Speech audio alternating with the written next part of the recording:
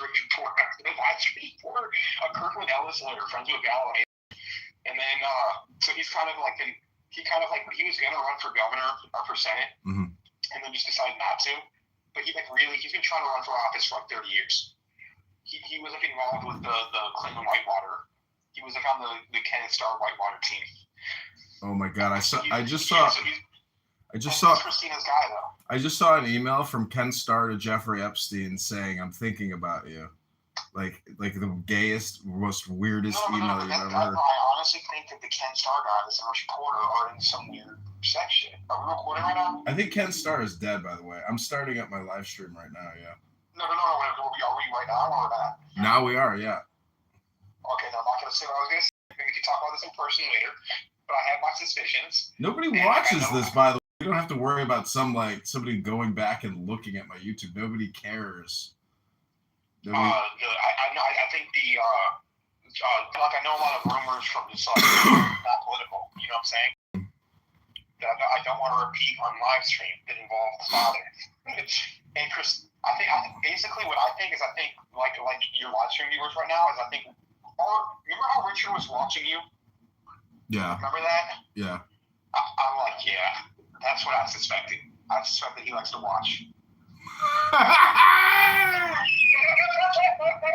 Let's just say hypotheticals, okay? Weird. I'm not accusing anyone of anything. I told you that Christina had a camera pointing towards her bed until I fucking noticed that. No, but Richard, I'm like, why does Richard, like, she was telling me that Richard was asking me about asking her about his personal life and of his friends. And I'm like, that sounds like a guy that likes to watch. And the rumor, this is just a rumor. It was never, I want to be very clear, this is not 100% true. But you want to just like add anecdotal, because this wasn't a political rumor. This was like high school kid rumor, you know. Like, I didn't know what anyone was, but we never.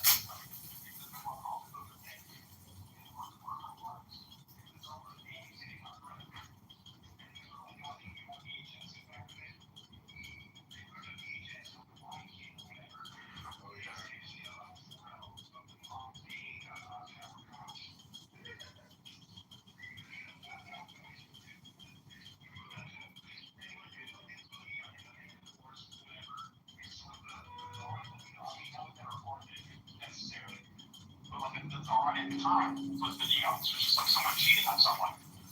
But like what I've been starting to realize, because like Val Almeida, he said that he asked him about his sex life and was asking him for details. And so I'm thinking Christine's benefactor likes to watch and puts cameras in their place and stuff like that. And everyone is very curious about like what your agenda is. Like, are you working for the military? Are you working for China? Are you working for Israel? You know. So I think you were honey bunny. Because I told you she came up to me. She was like, oh, is that memes? Is that memes? Oh, I see. Because I read the. They're trying. I mean, honestly, your shit. Like, if I didn't know you, I would be like, okay, what's his agenda? What's he working for? Hey, who the fuck is this? What is this? Yeah, who's really, you know? Why is he doing this shit? That's what I think happened. I mean, but also at the same time. Is like no homosexual is like we're like Matt Damon and Ben Affleck in these environments. So there's that too. No, there's just no. It's like the meeting game. It's you versus Wall. So like there's that aspect.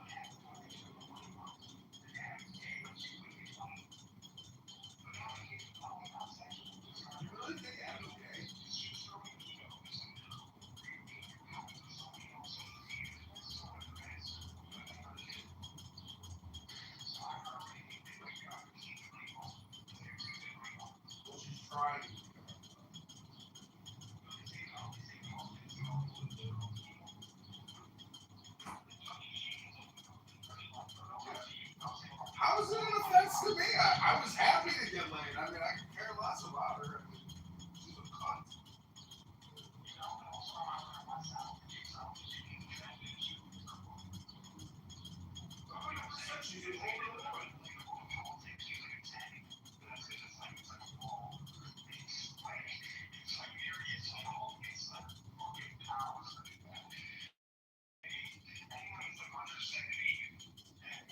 It's brutal. That is like a full head of hair in a woman. It's fucking die. You got full head of hair. And it's a real. You're a dog. Aaron Bailey and the Pope have something in common. They both cover up for pedophiles. But, hey, Fran. You want to see, like, so, I'm basically at the working train. And so that's why I want to leave after rush hour. Just Uber to my house and I'll drive. Okay. I'm downtown right now. How much for that? 25 $25. Don't tip them. Okay. Then, shit, let me, I'm going to charge my, how about I charge my phone for 20 minutes and Uber over your house? Yeah, take your time. No rush. Whatever. Okay, this will be fun. And then, so yeah, Ken Henderson's a good guy, and so we'll have some allies there. So I don't think we'll get kicked out. And I don't think we should try to charge, cost too much for records. I was on eBay and Amazon, and I was looking up like breaking news T-shirts. So if we go to events, like we can wear T-shirts that say we're the fucking news. You know, you'd be separated. Right from the get-go. No, I need so I have we get $1,050 tax refund. Like, I don't know your I'm not going to tell you my financial situation. I'm not like, I'm in the corner where I have savings, which is awesome. I'm not loaded, but I have savings. And so I am considering investing in like a media company. It'd be interesting to do it, like, actually, like, if we could get into the Brandon Johnson press, but even then, it's like... We could. I've been making moves with the Democrats and with the Republicans, and, like, all this negative shit I get in with Republicans only gives me more Democrat street cred. And you know what? I texted my friend today. Brandon Johnson was, Brandon Johnson's not that bad. He's pretty bad. Like, he's a communist. I'm not. He's stealing. He's a thief. I heard him today. He said he's like the $1.3 billion bond investment is an investment in that's theft. He's borrowing that. The city's $200 billion. No, there was one big beef with him. This is his actual philosophy. Is he thinks the only answer to everything is to steal money. But that's gangster. That's not the end of the world. Like, at least there's that's better than someone that doesn't believe in anything besides getting a name tag and getting wine and cheese dinners. Like, he believes in something. Bro, he's a murderer. He's a thief. He's the worst of everything. He's a criminal. Oh, okay. Well, I'm running for mayor to liberate the city, and he's trying to disenfranchise. No, I'm just saying that he gets a worse rep than what it actually is. That's all I'm saying. Oh, Max, I just recorded him. I just recorded him for 30 minutes. He wants to take over the Greyhound bus station so he can get as many women here as possible to abort as many babies as possible. The guy's a child sacrificer. No, he's anti. I told him God bless, and he was melting. Yeah, there's some deep-seated issues, but that's because he's mental. He's mental. He's talking about how guns are a mental health crisis. He's mental. I'm telling you, the guy's one step away from crashing out, and he already crashes out. Save this all for the lab. I'm gonna charge my phone for 20 minutes, and we'll have to Edmonds, and we'll just Okay, sounds good. See you soon. Bye.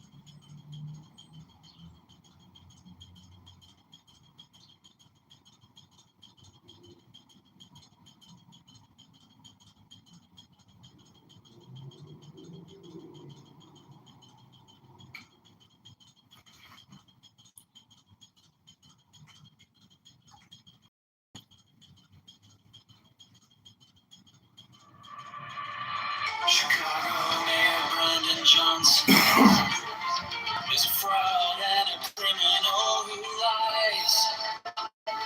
Christians and socialism for black slaves. Free buses for abortions from out of state. Ross needs to take over streets and cause chaos.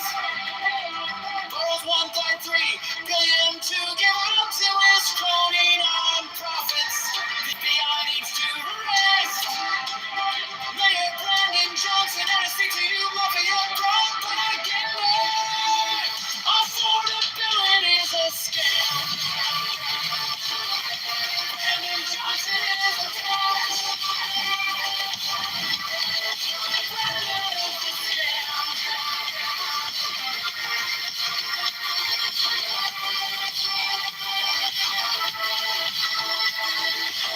Chicago Mayor Brandon Johnson is a fraud and a criminal who lies.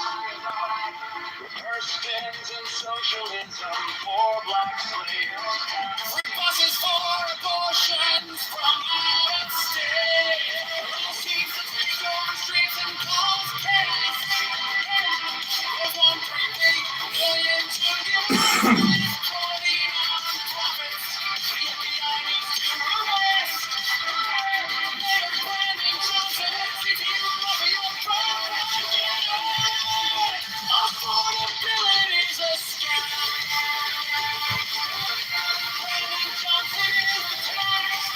Brandon is a scam.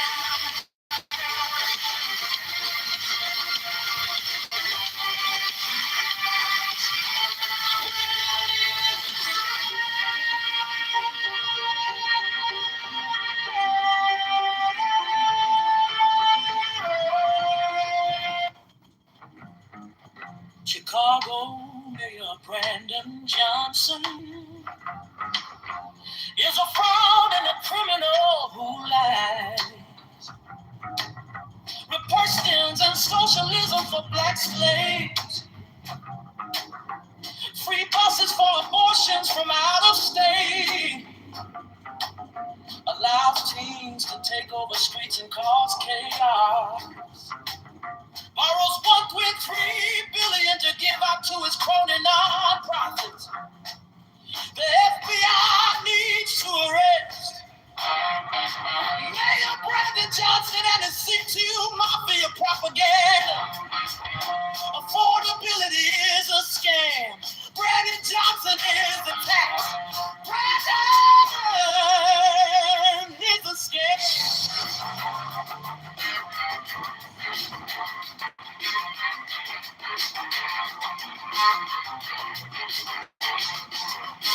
Chicago Mayor Brandon Johnson is a fraud and a criminal who lies. Republicans and socialism for black slaves. Free buses for abortions from out of state. Allow teens to take over streets and cause chaos. Borrows $1.3 billion to give out to his crony non-profits. The FBI needs to arrest Mayor Brandon Johnson and his CTU mafia propaganda. Affordability is a scam. Brandon Johnson is the tax. Brandon is the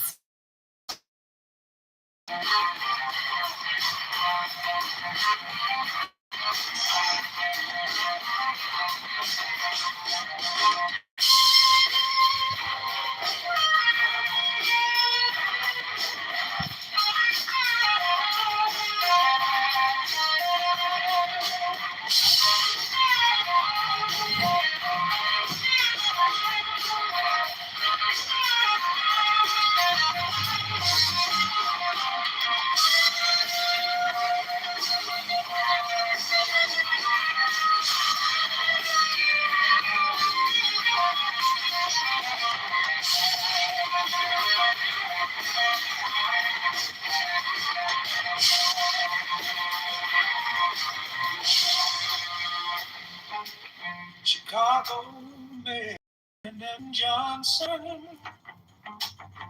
is a front. English would be Calvinist as well. Church of Christ is wild, and Assemblies of God. So in '98, Scott Kerr, and then became an atheist. Let's see. Well, that's cool. My car is done. That's awesome. Yeah, check out 500 Frenzy. Also check out Michael Not Fluid. Let me see if we can find it. Rebel Redeem 316 also. Never heard of that one. Rebel Redeem 316, you heard of that? No, never. Well, if you like rock or metal and Christ, you're going to love it. Let's see.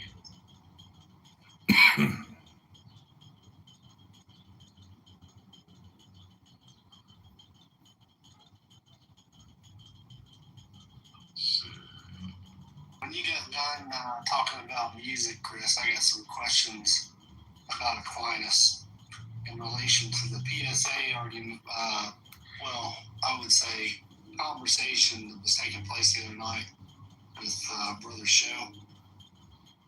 I want to see what your thoughts are.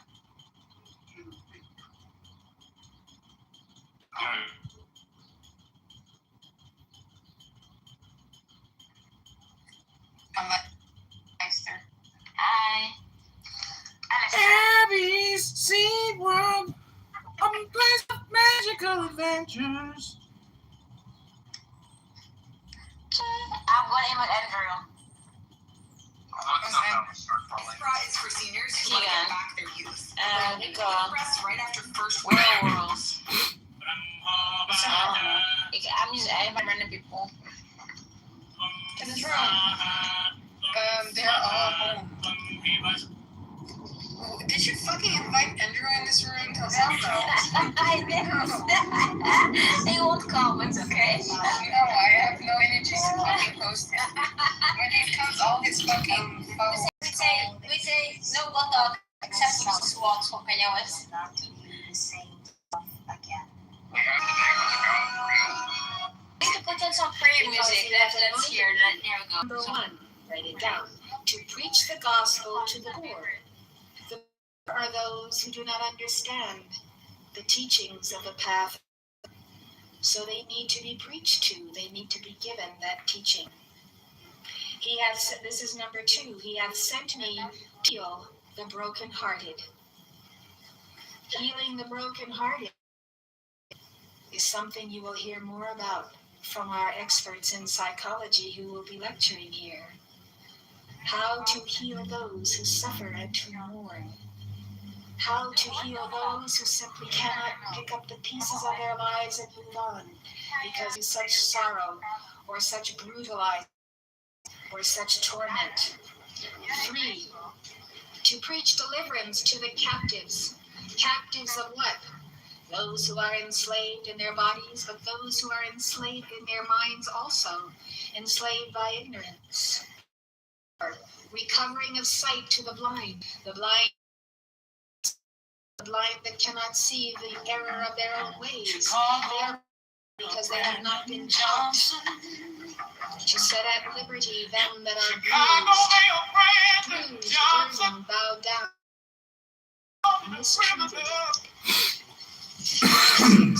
To year of the Lord, the coming of the Lord Jesus Christ. That is, repent and be saved, because the Lord is coming. Chicago Mayor Brandon Johnston is a You fraud. are watching Elizabeth Clare Prophet, world-renowned author and founder of Science. Is located at the beautiful Royal Tree Plantation, Clark County, Montana, just north of Yellowstone National Park. If you'd like more information, call 1-800-2. And their oneness with the Sacred Heart of Jesus. Now I want to tell you about one of my favorites, Stephen. He was a man full of faith and spirit who did great wonders and miracles among the people. The book of Acts says that the Jews who debated him were not able to resist the Holy Spirit by which he spake. So they found some use him falsely. They arrested him and brought him before the Sanhedrin, and his face appeared to them like the face of an angel. Stephen delivered an eloquent and moving sermon. Filled with the Holy Spirit, he had a vision and said aloud, "See, the heavens opened, and the Son of Man standing on the right hand of God." At this, the members of the council became infuriated. They stopped their ears and stoned him. The witnesses laid their clothes down at the feet of a young man by the name of Saul and consented to the murder. Stephen is counted among the greatest of Christian martyrs. His shining example allows us to contemplate the fullness of the Holy Spirit, to which we may attain. Truly, God has reserved the gifts of the Holy Spirit to any and all who will purify their hearts, love God, and keep his commandments. Sometimes I tell people to pray to God when they are in their misery and their most profound burdens. And they say to me, I don't feel like I can pray to God or pray to El Moria because I've been angry at God, I've been angry at El Moria. And so I say, God doesn't look at 1 hour or 1 moment, but over all of your past incarnations for 50,000 years to the present, God accepts your record. God will always read the prayers of those who are penitent. To think we cannot pray to God because we have sinned is a diabolical lie of the devil. To think that we cannot have the Holy Spirit because we've done something wrong.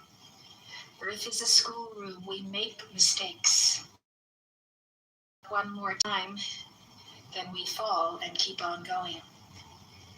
Remember this. God is ready to receive your prayer right now if you don't offer it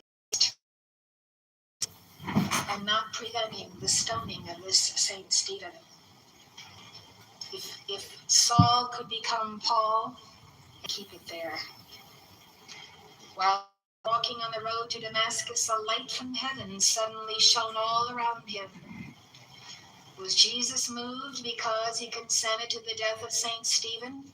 A serious crime? He is an accomplice to a murderer? No. Long as you have opportunity to receive the fullness of God's grace.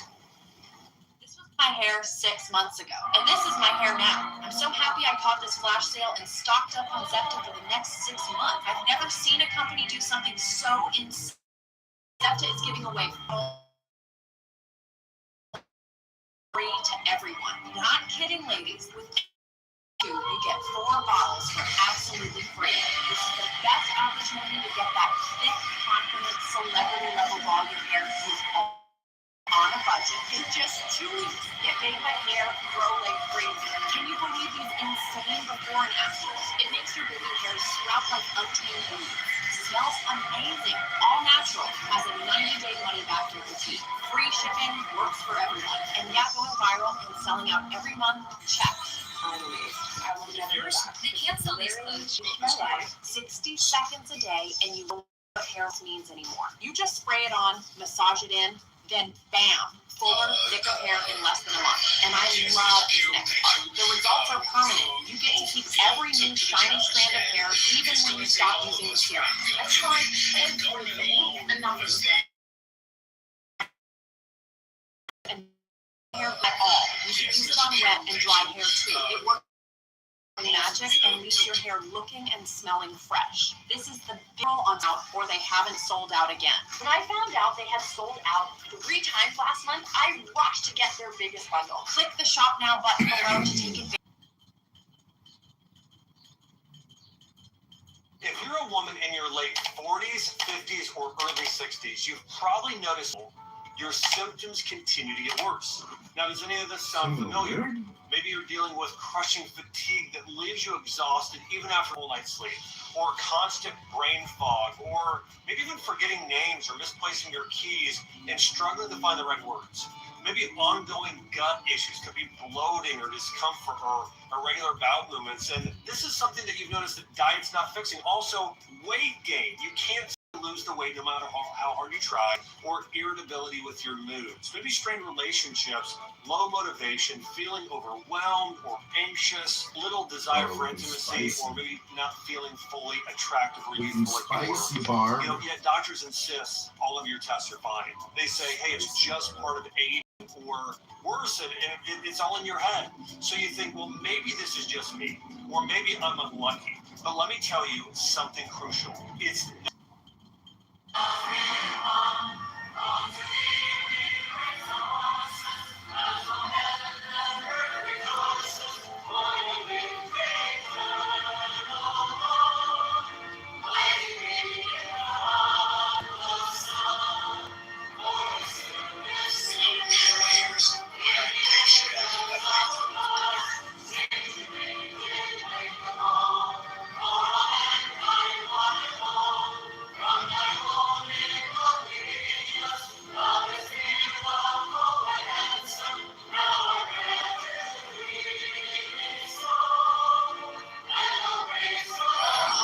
I think there's still some interpretation around. We'll continue to work through those concerns at this point.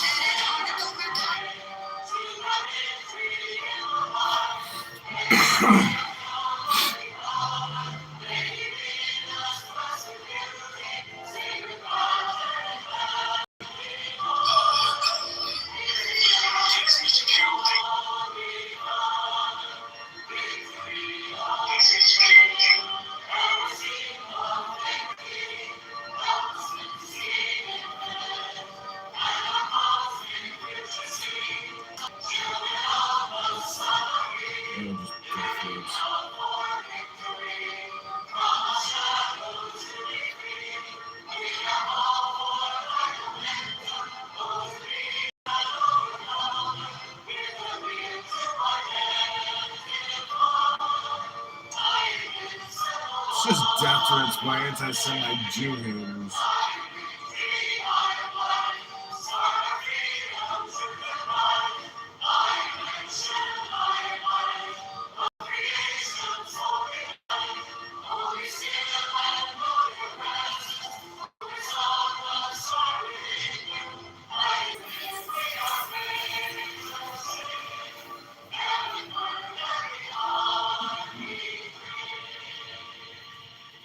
I'm 61, and today I'm switching from walking to Tai Chi.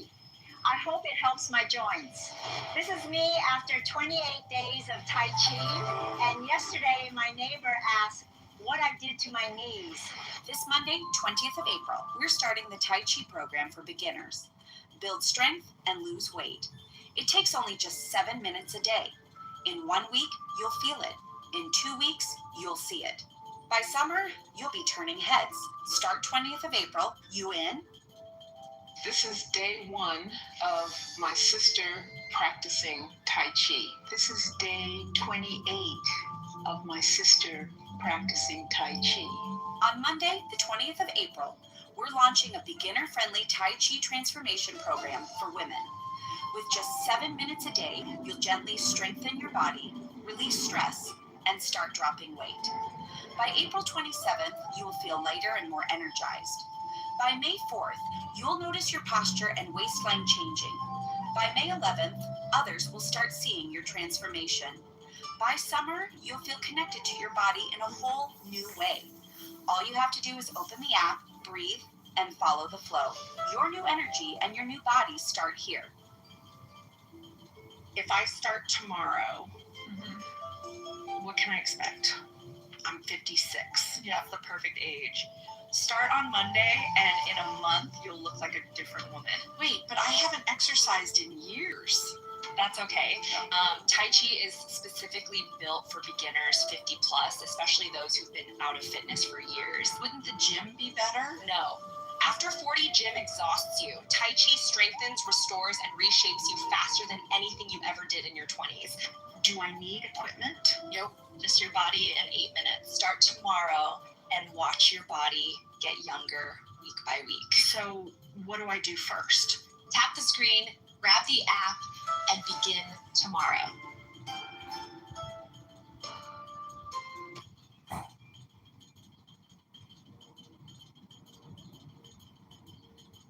Can you guess if one of these foods makes arthritis pain worse?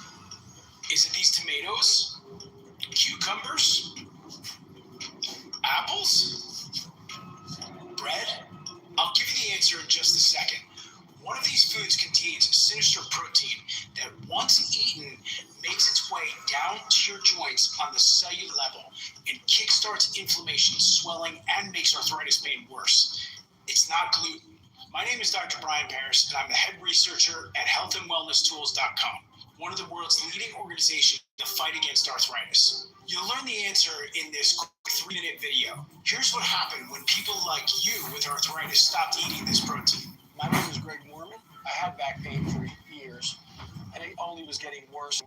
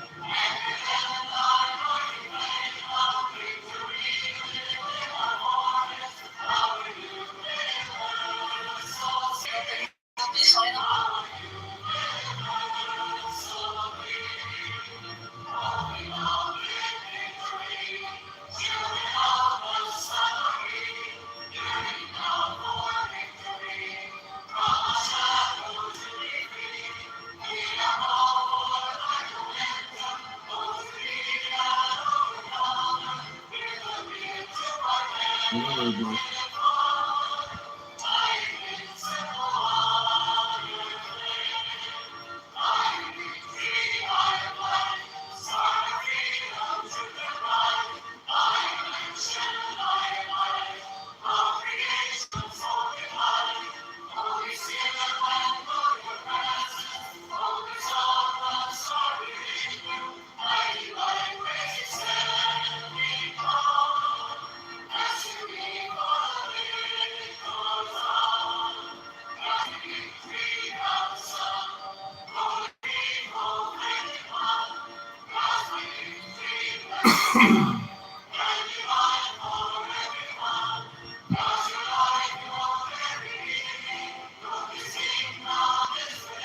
Whatever, bro.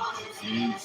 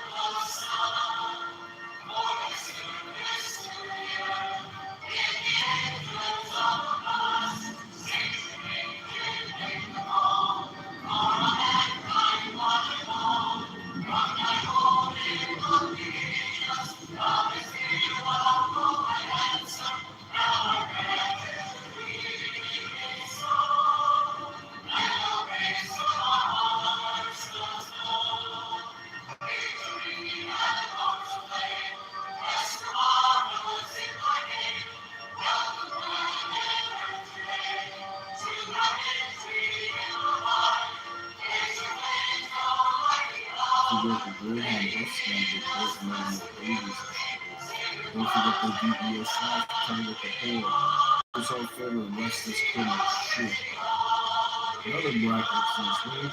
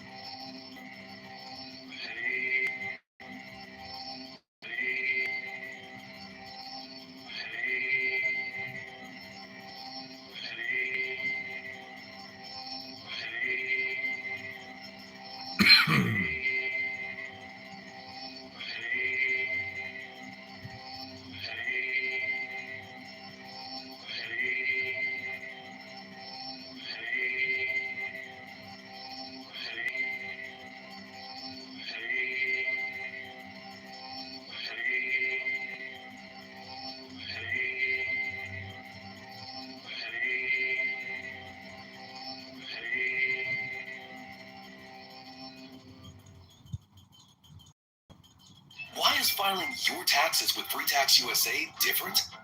Well, for starters, our premium federal tax returns are free for everyone, no matter what. With a free offer like this, people often ask, so how do you make money? While our federal return is always free, we make money from our optional paid services, like our state tax return, which is less than $20. Next, you may be asking, is Free Tax USA safe?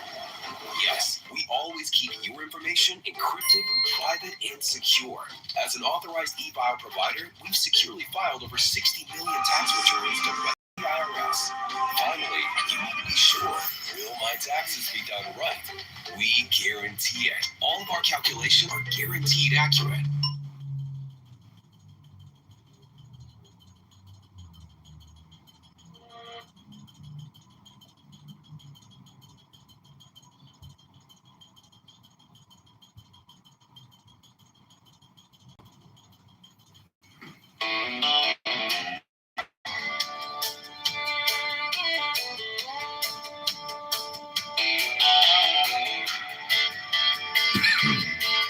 Spend more money.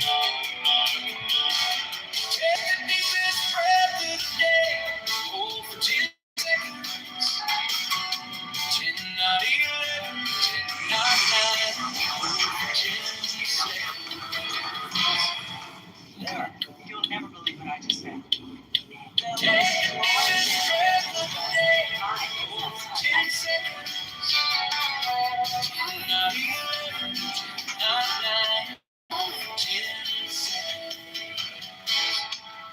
Let it go.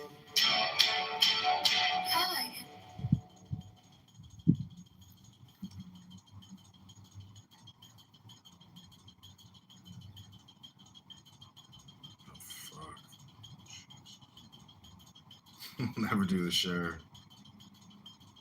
Jesus, never. You saved $5. You saved $5. How much? What was the difference? You saved $5. What was the difference?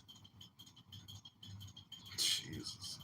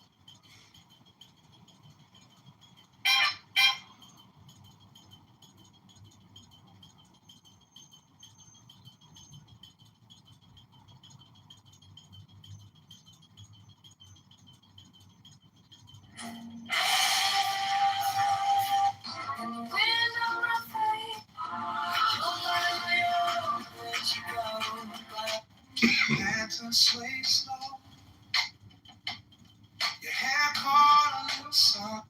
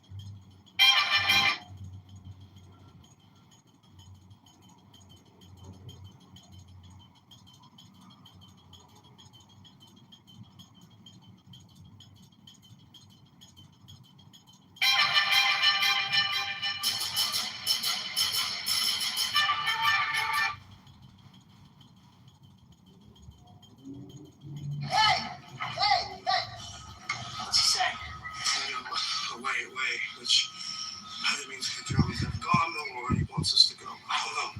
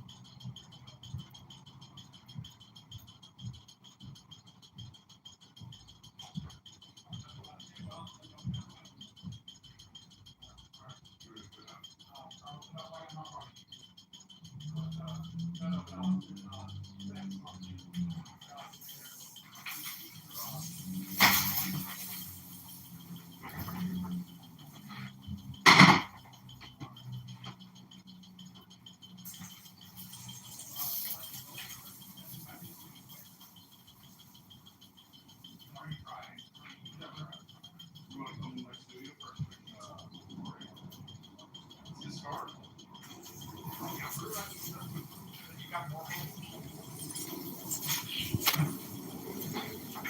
Have a seat.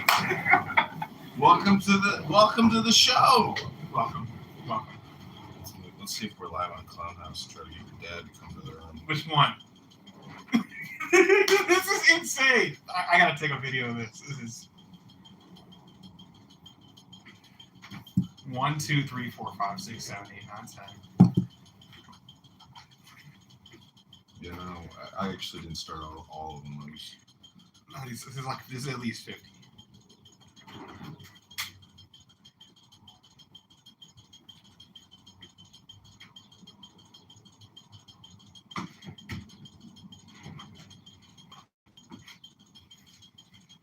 This is the node. Welcome to our live stream node. Shall we redo it? I missed that. I'm gonna do one more fan out. We're gonna do one more. This is insane.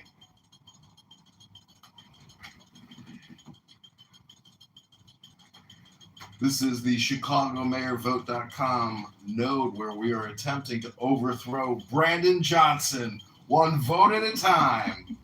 Hey. One video at a time.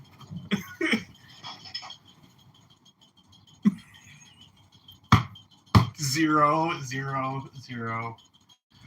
So what you do is zero. See if you click here and then see that little create highlight. That creates a 50-second highlight of the past 50 seconds. Nice. So if we have a conversation, what you do is you just, after something interesting has been said, then you just clip it. You would clip that side, I'd clip this side or whatever, but clips. So anyways, we can go, but if you want to talk about something, we can talk about something, or we can just, leave. I mean, it's historic, so we should talk about something. So we are headed to Moretti's to go to the Chicago GOP election for committee people and other people. Max, tell us about the event tonight. So this is, I think it happens once every 2 years, correct, this event? It's an election for the Cook County GOP chair. And it's historic, but it's crazy because they do such a bad job at their job. We've probably had like 20 chairs in the last 20 years. So it happens pretty often. It's almost like parliamentary style. But tonight's the night. And it's always at Moretti's for that reason. They love pizza places. What can they say? They love pizza party buses. They do. They love cheese pizza. And so they always have it at Moretti's Pizza or some sort of pizza place. And there's two choices. I'm actually kind of happy. There's Thornton Township's Ken Henderson is running, who I'm actually excited about. A good guy. I don't think he's going to win. I told him that because I have no faith. Because the only people who can vote are committee people, township committee persons, and they don't have the best track record. And so it's Ken Henderson versus like T.J. Brown, like someone of that ilk. And what about Aaron Del Mar, the lieutenant governor candidate? I called them Harconians in my article. If you saw that, is it the Harconians are going to make a play? They're going to go after the Atreides. The Harconians are going to make a play for the office. There it is, Dune, right there. Yeah, exactly. No, exactly, the Harconians. You know the Harconians just like excess everything, excess food, excess sex, drugs, all the bad things. They just do it to the most. Yeah, they drink the blood of children. Yeah, that's what I compare the Cook County GOP to. And so the Harconians are making a play to take it over, and they've been in control for quite some time. Because the last person that was in control was the former lieutenant governor, Aaron Del Mar. He's the chair. He's a Harconian. And before him was Sean Morrison, who's a Harconian. And before that was Tim Schneider, who, in retrospect, I kind of missed kind of like the Chicago mayor. But let's, are we going? Do you think that, how would Donald Trump respond to Darren Bailey? How would Donald Trump, Elon Musk and Donald Trump, Donald Trump should be like Darren Bailey. What the F? Darren Bailey would not be a political figure if it wasn't for Donald Trump. And you see what Darren Bailey's, what BS he said? Where he's like, I didn't like what Donald Trump said. Totally inappropriate. I'm glad that he took it down. Quite frankly, we need an apology. And did you see how he compared himself to King David? Him and Aaron Del Mar are King David, and they were the the sword and the staff. So he's allowed to compare himself to King David. No apology. And do you know he sells like psalms, Darren Bailey? He sells like hymns. He sells prayer. He charges for indulgences. He's Catholic then.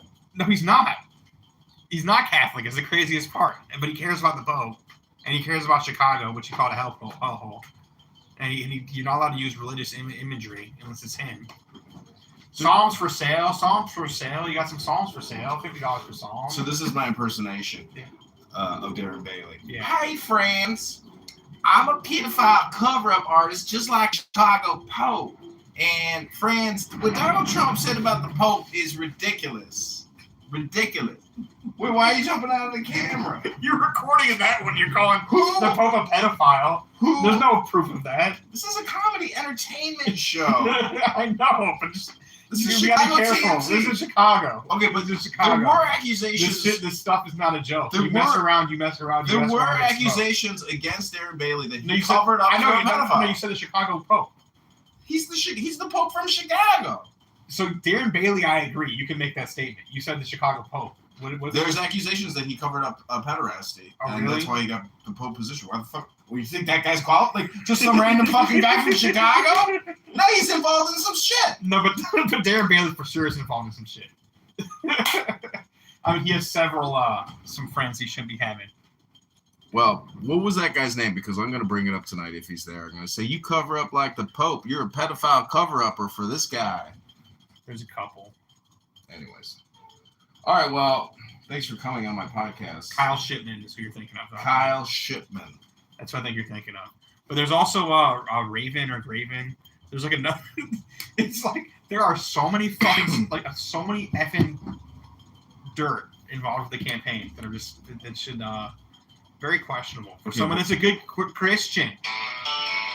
Okay, this is the last thing I created. Some, imagine hiring a 16-year-old to be your driver, bodyman, bagman. That was so creepy. Chicago Mayor Brandon Johnson is a fraud and a criminal lie. Questions and socialism for black states. Free buses for abortions from out of state. We're ripping out those bike lanes. Let's go. Ripping them out. Just rip. Ripping out the bike lanes. That's what he's going to do. He's going to rip out the bike lanes all the way from the south side to the north side to the south side. From western to California. Mayor John Kitover is going to rip out the bike lanes and give you free parking. Affordability is a scam. Brandon Johnson is the tax. Brandon is the scam. Brandon is the scam. I like that. Yeah, good chorus. We gotta go. Okay, blah, blah. Gotta go. We can leave it running. Yeah, leave it running.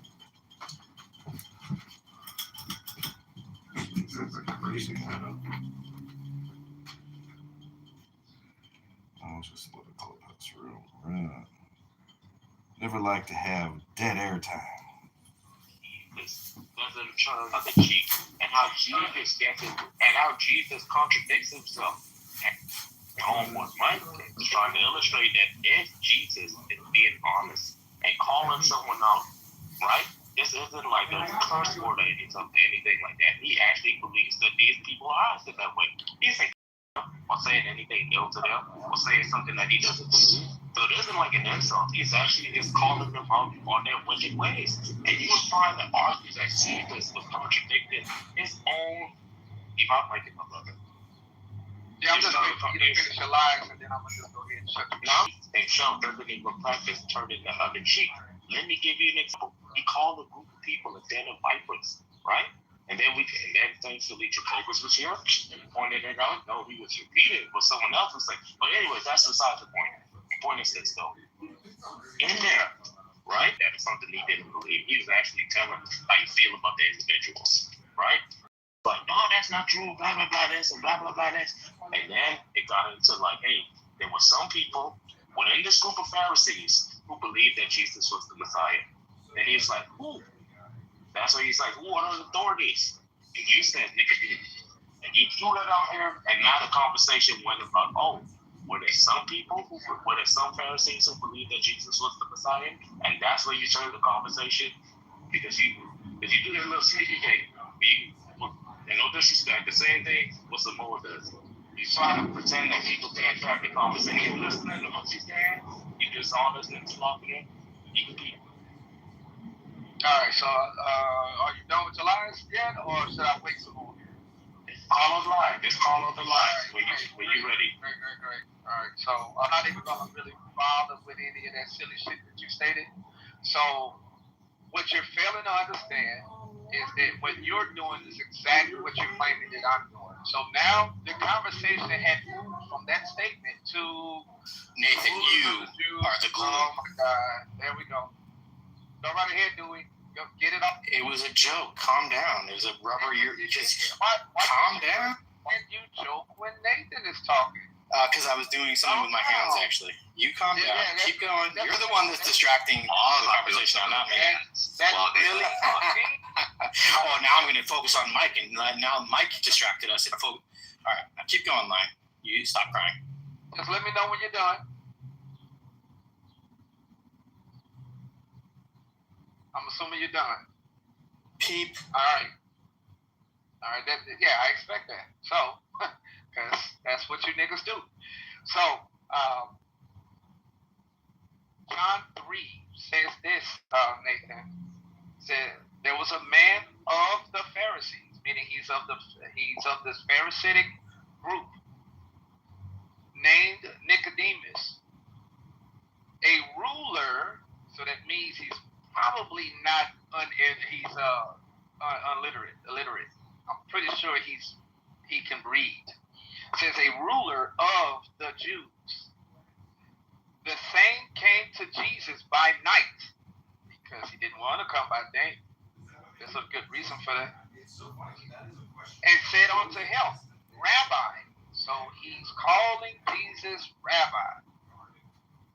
We, the Pharisees, meaning not just himself, Nathan, you can read along with me if you can read. John 3 verses. Know that thou art a teacher come from God. We Pharisees know that you're a teacher comes from God. Does he need to be in the room?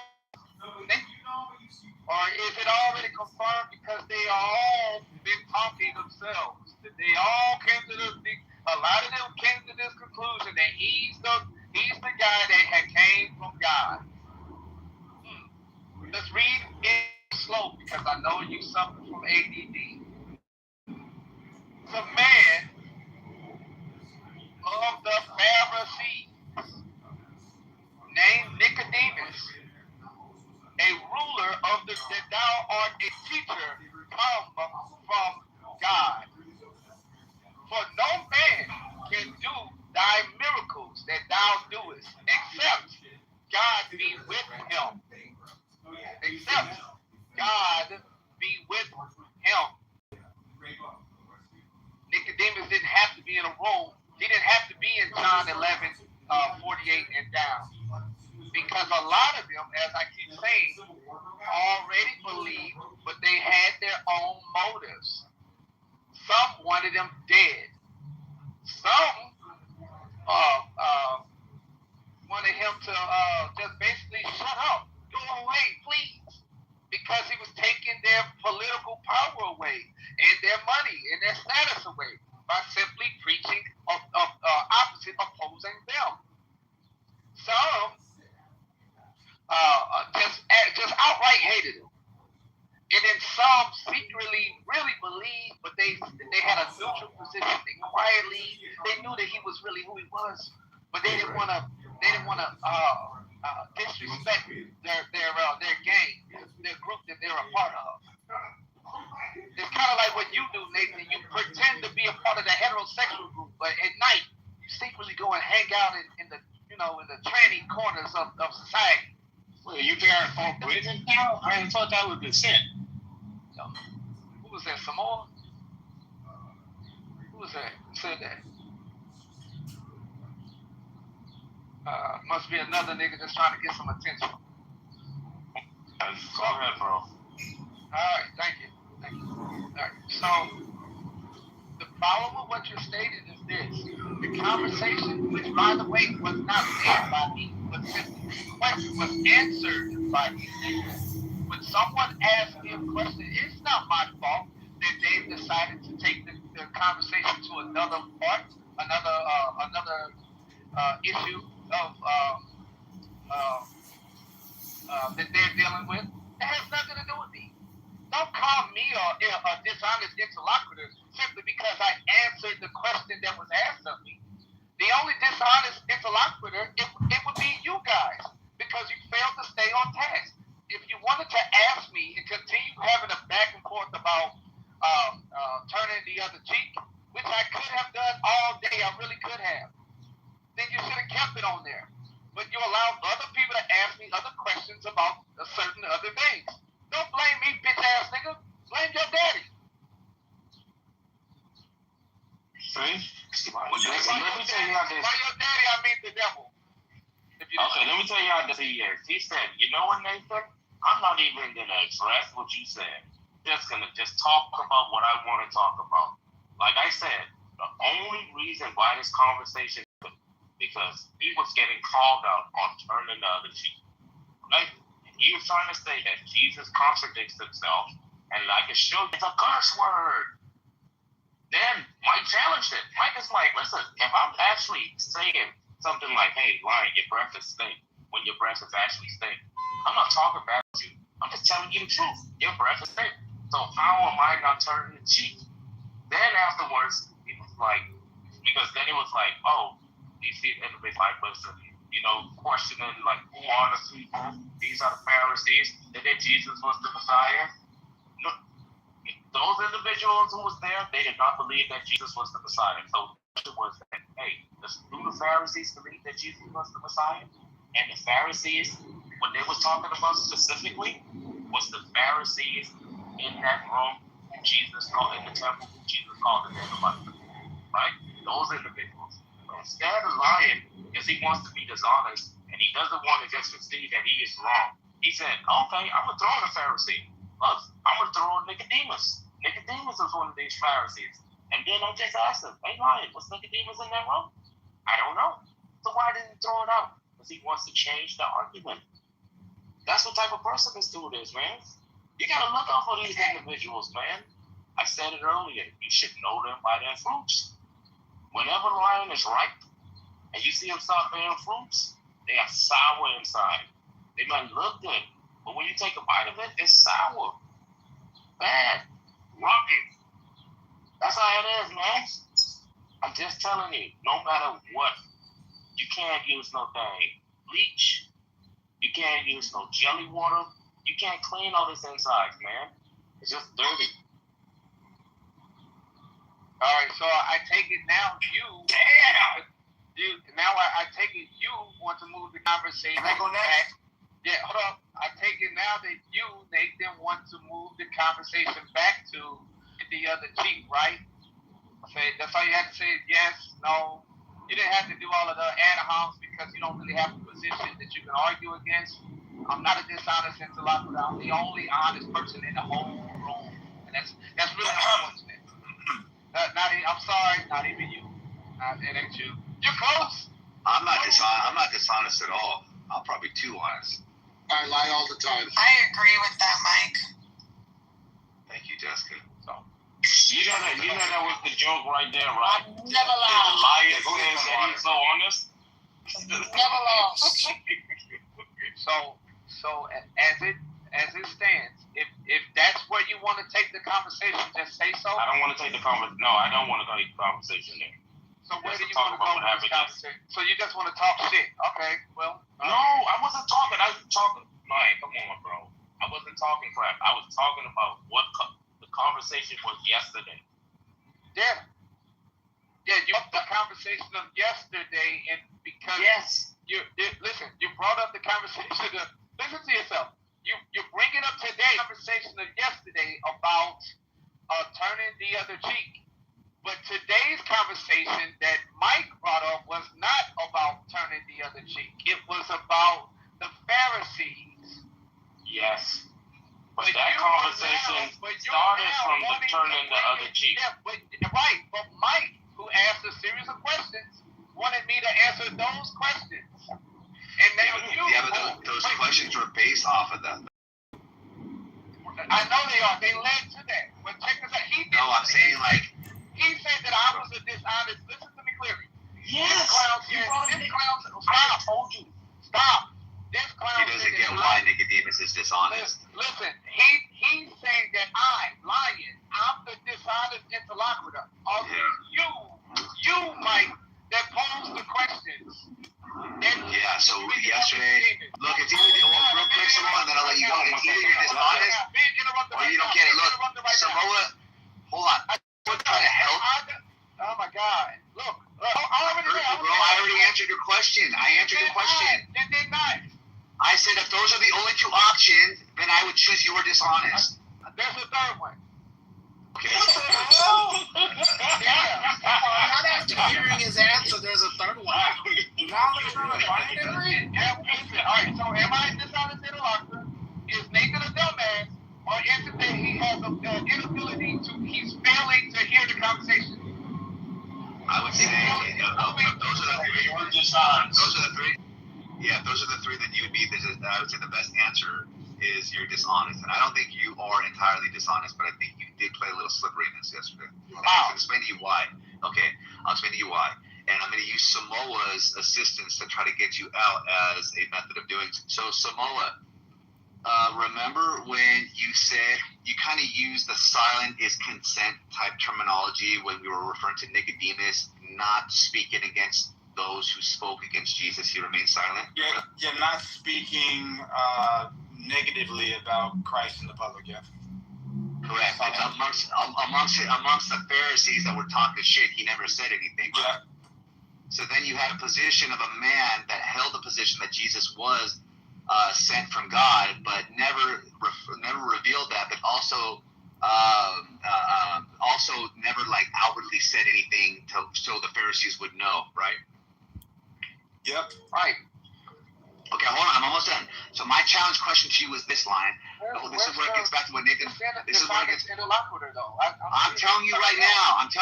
Look, you can decide if it was dishonest or not. Look, when I said, show me where someone both believed that Jesus was the Messiah and also spoke against him, right?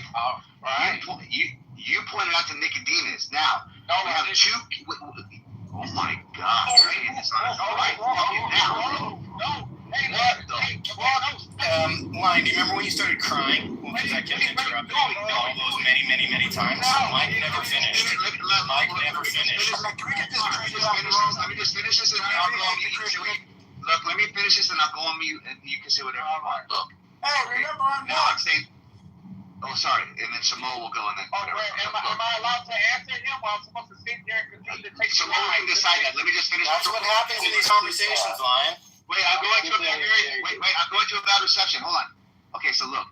Now watch. Two criteria needs to be fulfilled for this prophecy to take place. One, the person has to believe he's the Messiah. Two, the person has to be demonstrated to have shown that he outwardly spoke against Jesus as the Messiah. That's what I asked you to demonstrate. Now, you yesterday, right? You referenced Nicodemus in response to that question, okay? And that's why Samoa is saying, "Hey, look, bro, Nicodemus basically didn't say anything." Okay, anyways, what's that? All right, I'm not. You say who out of the Pharisees believed in Jesus, but didn't outwardly say it? That's Nicodemus. Who of the Pharisees believed in Jesus and talked shit about him? You. No, I never asked you. I only asked you one question.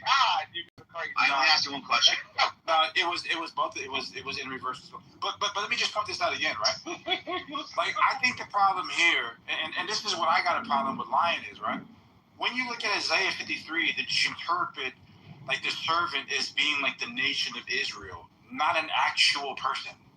So if this Jewish person that's here, like in John, because they don't believe in the Gospels, right? If this Jewish person is the Pharisee and is consistent to them believing that this prophecy is of a nation, then you read verse 51 again, it totally makes sense that they need to sacrifice this dude for the greater part of the nation, fulfilling the prophecy in Isaiah 53. Not applying that interpretation to the Jews of the old, we're confused. Because it seems like a whole bunch of freaking Pharisees are like, nigga, we know you the guy, and we know the Most High is going to strike us, but we're going to do it anyways. What? How does that make any sense? That's crazy work, bro. Crazy work. All right, so now we'll move. Wait, now check this out. So what you just ended with Samoa is what I was thinking the whole time. That's what I was trying to tell you. I was like, bro. Sure you were. I was thinking that was yesterday, my original, like, what confusion. That was my head scratch. I was like, wait, how does this make sense, bro? Because you don't understand the scripture. All right, so it's your fault, bro. No, it's not. It's your own fault for lack of study. That's what I said. So, yeah, Nathan was mocking you when he said that, and then you agreed with him. I don't give a fuck. Shut up. Look, so here's the issue here. You're moving on. Let's stop the conversation. Let's pay attention to what just happened just now. So you stated I was a dishonest interlocutor, and the reason was because of your statement when you asked about who was the one that believed and didn't do so. And you went immediately to Nicodemus in John 3, right? And said that that's all I said. That's the dishonesty. I don't want to call you dishonest, Mike. I wanna think that maybe you forgot some pieces of the conversation, and the one you mainly held on to or locked onto was this part right here. But you obviously failed to remember that I also tried, I attempted 9 times, and I even read John 11 to the entire room in that moment to explain to you that there was a whole group of Pharisees that either believed and didn't believe, and they also wanted his ass dead. And then at the end of that, today, I had King, one of your buddies, your Nigerian brother from another mother, read the exact same scripture. Then after that, one of your other buddies, the pervert, Jacobus, mentioned the exact same scripture. Talking about that there were Pharisees that did these things. The problem is, I got a bitch nigga named Nathan and other clown ass niggas that just don't like lying. That's all this is. And I said, hey, Samoa. Oh, sorry. I thought, you got a call. Hey, Samoa, you know what I never was not in my bingo card? That we would. Who was that, bro? You know what was not on my day? Yeah, that we blockaded the blockade. That we Uno reversed the blockade. Yeah, that wasn't Look, the thing is that the whole point of me asking that question was, and this is where it comes to where Nathan is explaining the Jewish authorities both believed he was the Messiah, but also spoke against him, because then that would be a motivation of harm. It would be the motivation to insult, which is the whole thing I was talking about. I wouldn't say, show me someone that believed he was the Messiah but didn't say anything. That's a non-contributing point to the point I was trying to make. My point was, hey, look, in order to call it an insult, the motivation has to be to harm. If you want to talk about Jesus and the snake, he's not saying that to insult them. He's saying that to describe their nature, right? Which is a truthful thing that he holds to be true. That's what I was saying. So it doesn't make sense that I asked you questions. He's tripping. That's wrong. I got a question. Hey, like when you see fat people, the dishonest interlocutor? Oh, he's just. But I was going first. No, I was going to go before you, Samoa, actually. Because. No, I'm just playing. I had to throw it in there. I had to throw it in there. Yeah, go ahead, Coach Christian. I don't know why. It's not even that funny. There's a few things. One. My bad. Jeez. You know what? Culture Christian? A culture Christian. I switch to Iran because I do want to hear if anybody knows what the latest and greatest. Wait, dude, are you a conservative? Conservative? Do you mean like a religious conservative, or do you mean like what do you mean? Like your political leanings. Where do you land? I'm still registered as a Democrat, but I have not voted Democrat. What would you label yourself as?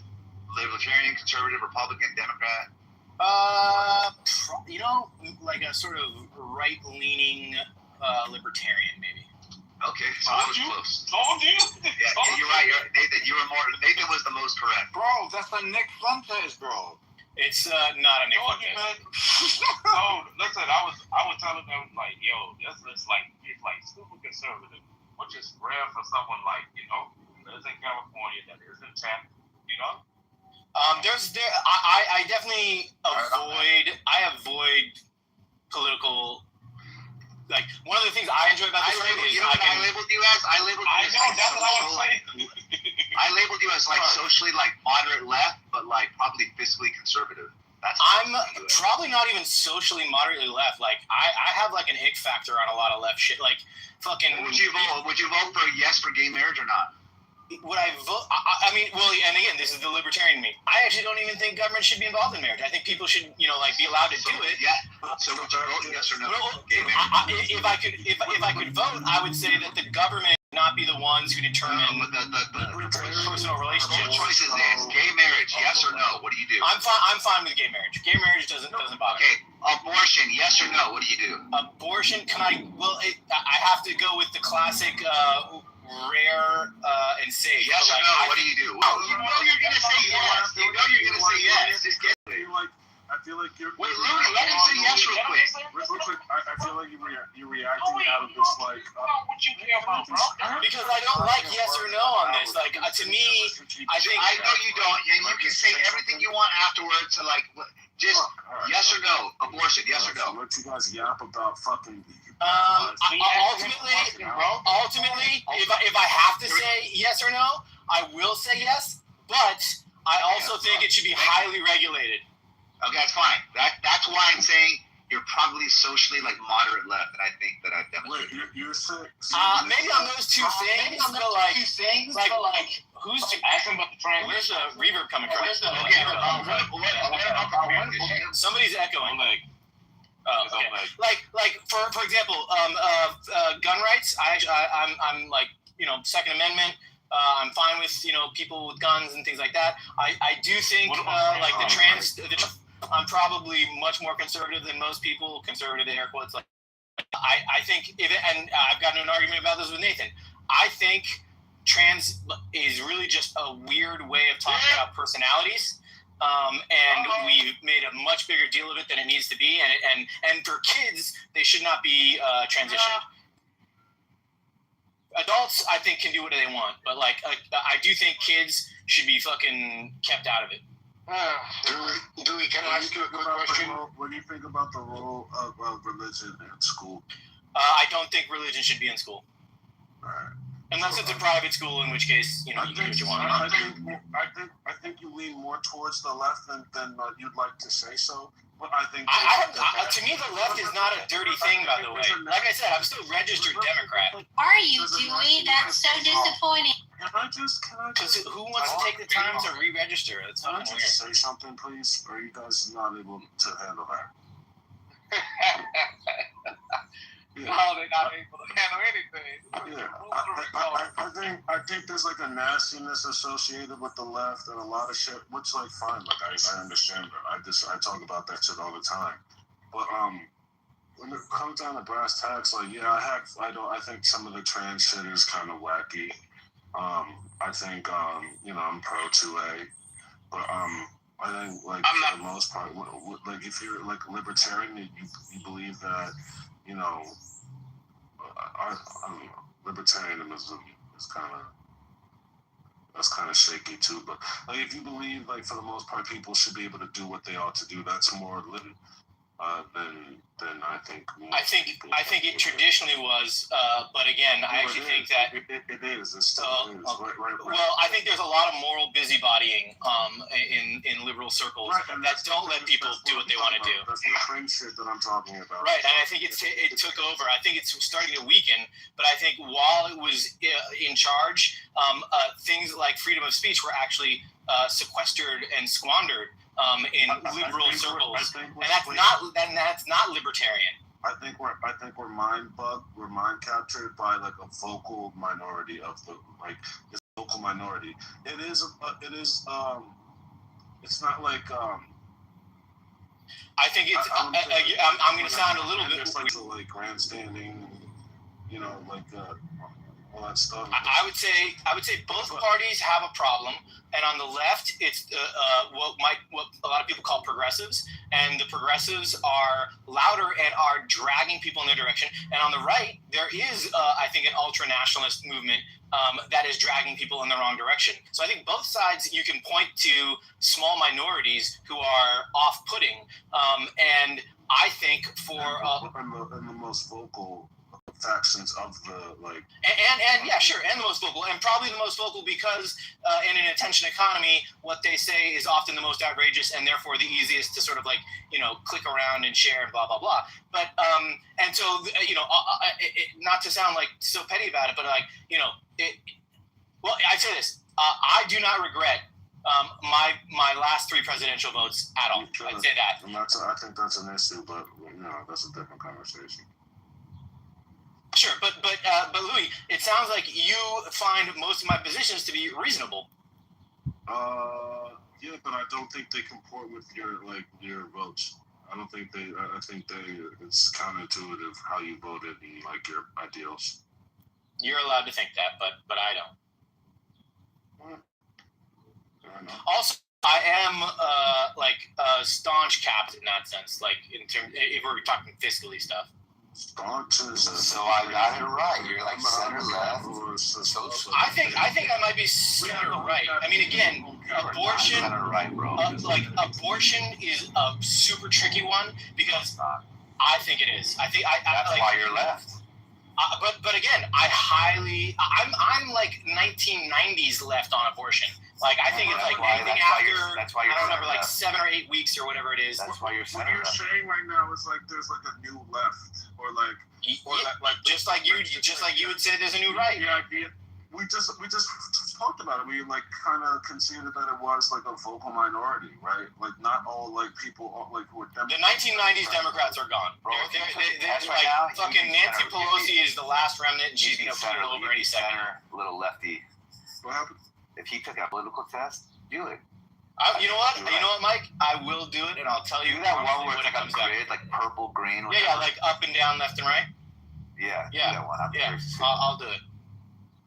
Modern American political parties are arbitrary titles that don't fit into the names that they once held. I agree. Right. No, that's Liberalism is dead. Yeah, but they get close. It's still not really. Yeah, they do. You might. Sykes, right? Oh, thank you, sir. No, here's what I want to say real quick, and this has nothing to do with Dewey. Dewey just reminded me, right? Anytime I've heard this question asked, hey, do you consider yourself a Democrat or a Republican? No one ever answers it. They always say, oh, well, I'm center this, I'm center that. If there was a war, who would you side with? Who would you shoot at? You have to pick. None of this I'm fucking refined so I can't pick. Who are you going to shoot at? That's what I want to know. I think it's... And you know what it would be for me? I'd probably be a spy. I think people's reluctance to say I'm a Democrat. I know. I'm glad you appreciate it, but where I live, reluctance to full out claim one side, and then we have a bunch of these centrists that aren't really fucking centrists at all, but that want to be centrist and they want to wear the fucking mask of centrism, but they lean one way. But it's hard. It's nastier to say I'm a Democrat because you have to take all that stuff that comes, all the negative. You have to agree with tranny stuff that people might be oh, that's weird. You have to just to say that I'm on this party, people just cast aspersions about you, and they say, oh, they feel they understand your whole political identity based on just claiming that, and it's not that deep. For the most part, you either agree.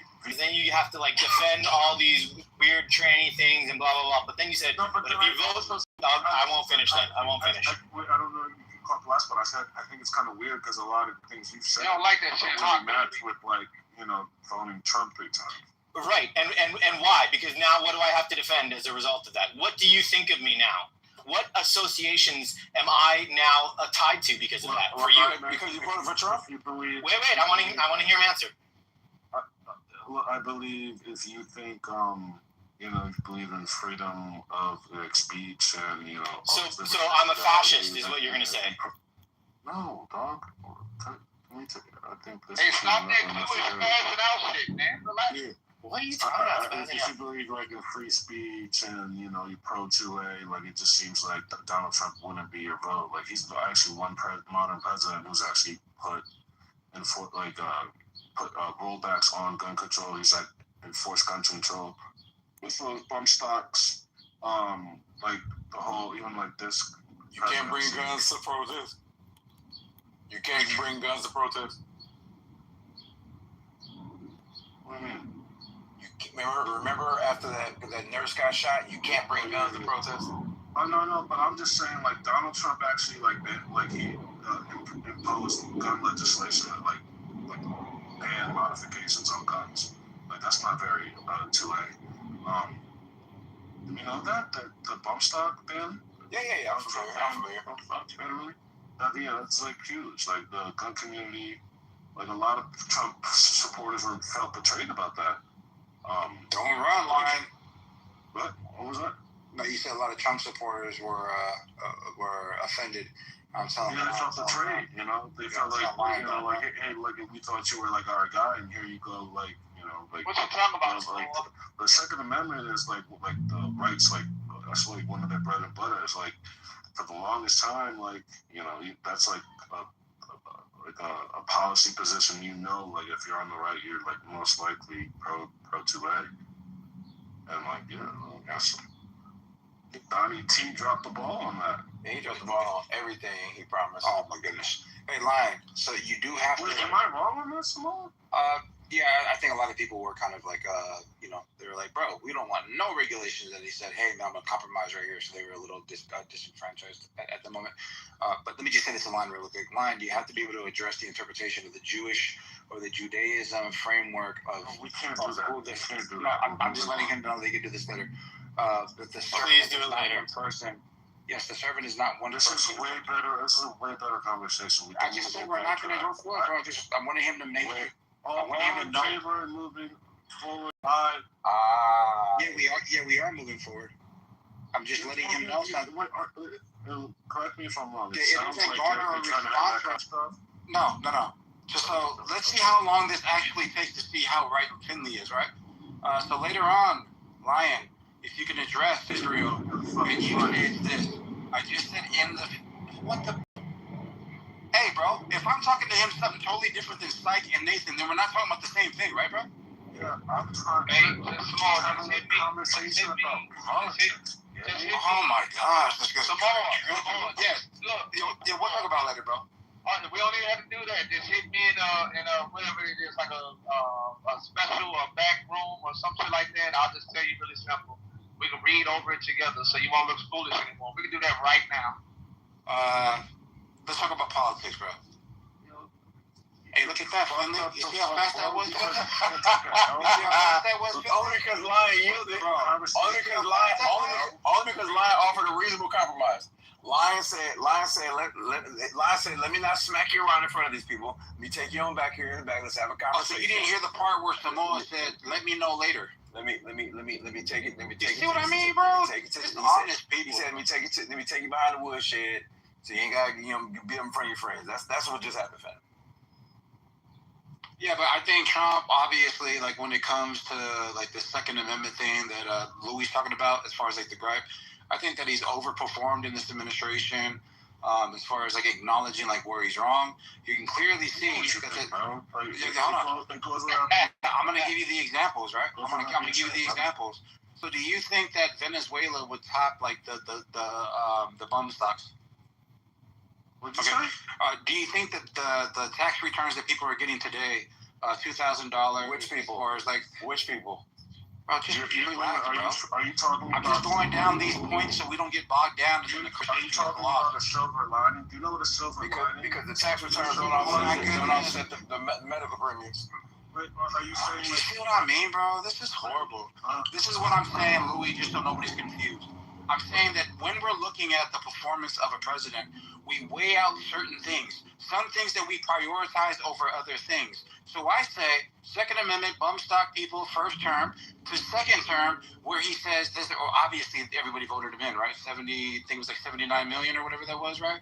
So everybody kind of like went to the second term. In the second term, big beautiful deal, or big beautiful bill, everybody gets all of this money as far as terms, and then you get the Trump accounts where they match $1,000 per child. Okay? I'm not even against them. Well, because you don't know about any of these. No, because you're a fucking bullshitter, bro. No, he's trying to point out that the gun thing was a nitpick.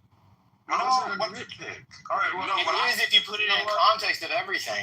Thank you. You sort of said, like, how could you vote for Trump when he did this one thing? And it's sort of like, well, nobody votes for one thing. They're voting for a person who's going to have to make a lot of different decisions. There you go. There you go. And that's what Samoa was trying to say. He brought up a shield for average tax return has increased by Thank you very much, Dewey.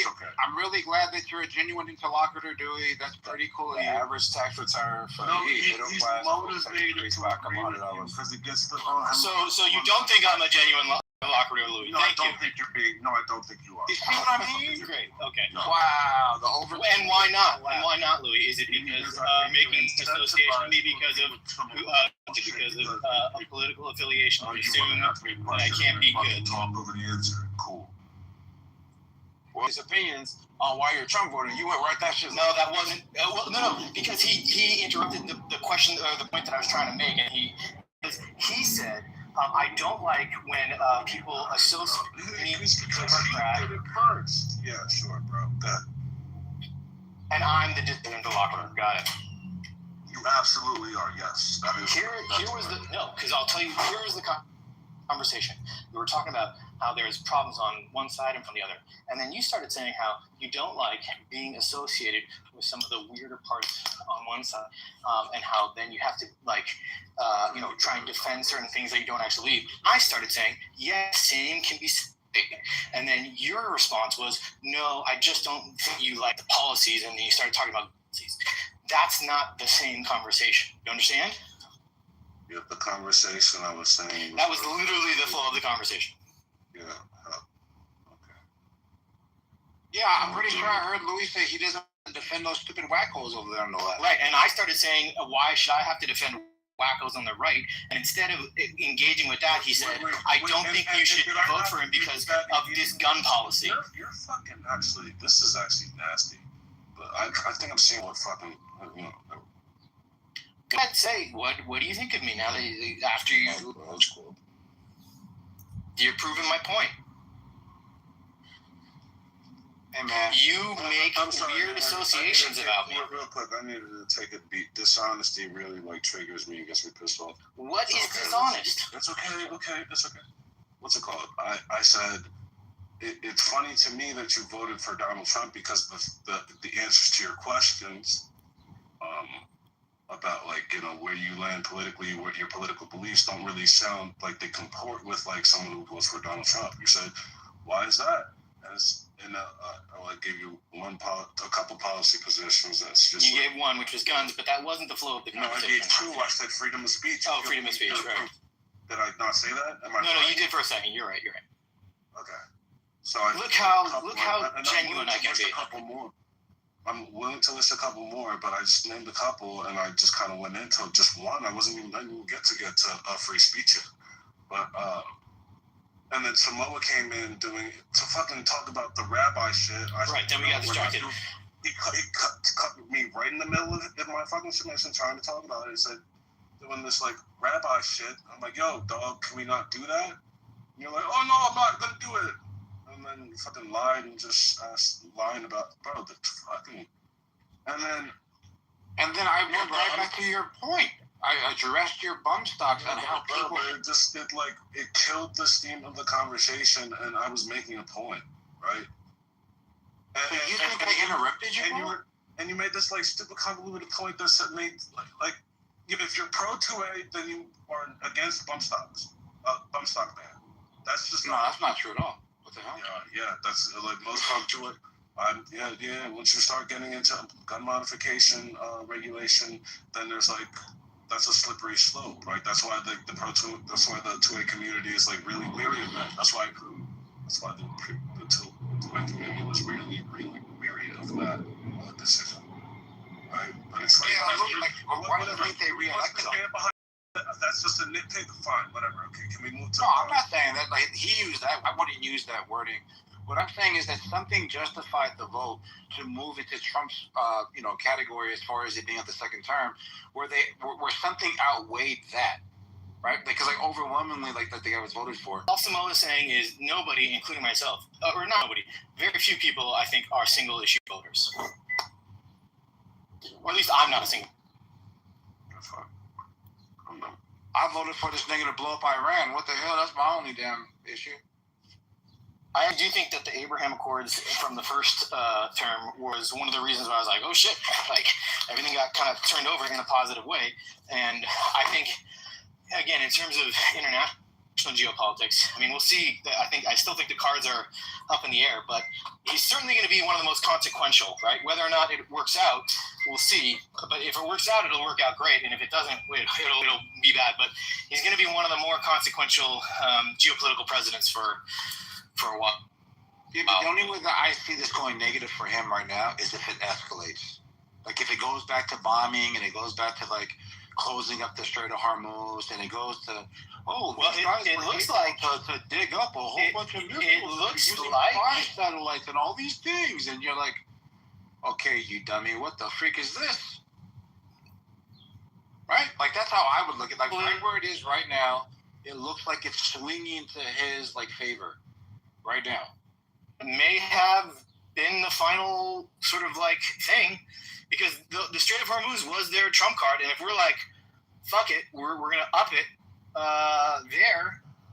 it might de-escalate from here, and we might walk away in a better position. Yeah, we need time, guys. We need time. We need time. It's way too early to determine or foresee. I agree. Yeah, it's. So what do you think about the Pakistani representatives that facilitated the negotiations in Pakistan, in Iran today? Because what I pulled from that, and a couple of people reported on this, was that the reason why this person would have to make that trip is because he needs to speak to the guy. Bro, the thing is, Samoa, there's so many moving pieces, right? For instance, a little thing like the Pakistani representative didn't wear a Western tie. And people are like, oh, because he didn't have a tie on, he's actually biased towards the Iranians. And then there's bigger pieces, right? Benjamin Netanyahu keeps saying, look, man, we're going to do what we're going to do. We're not tied up to this shit.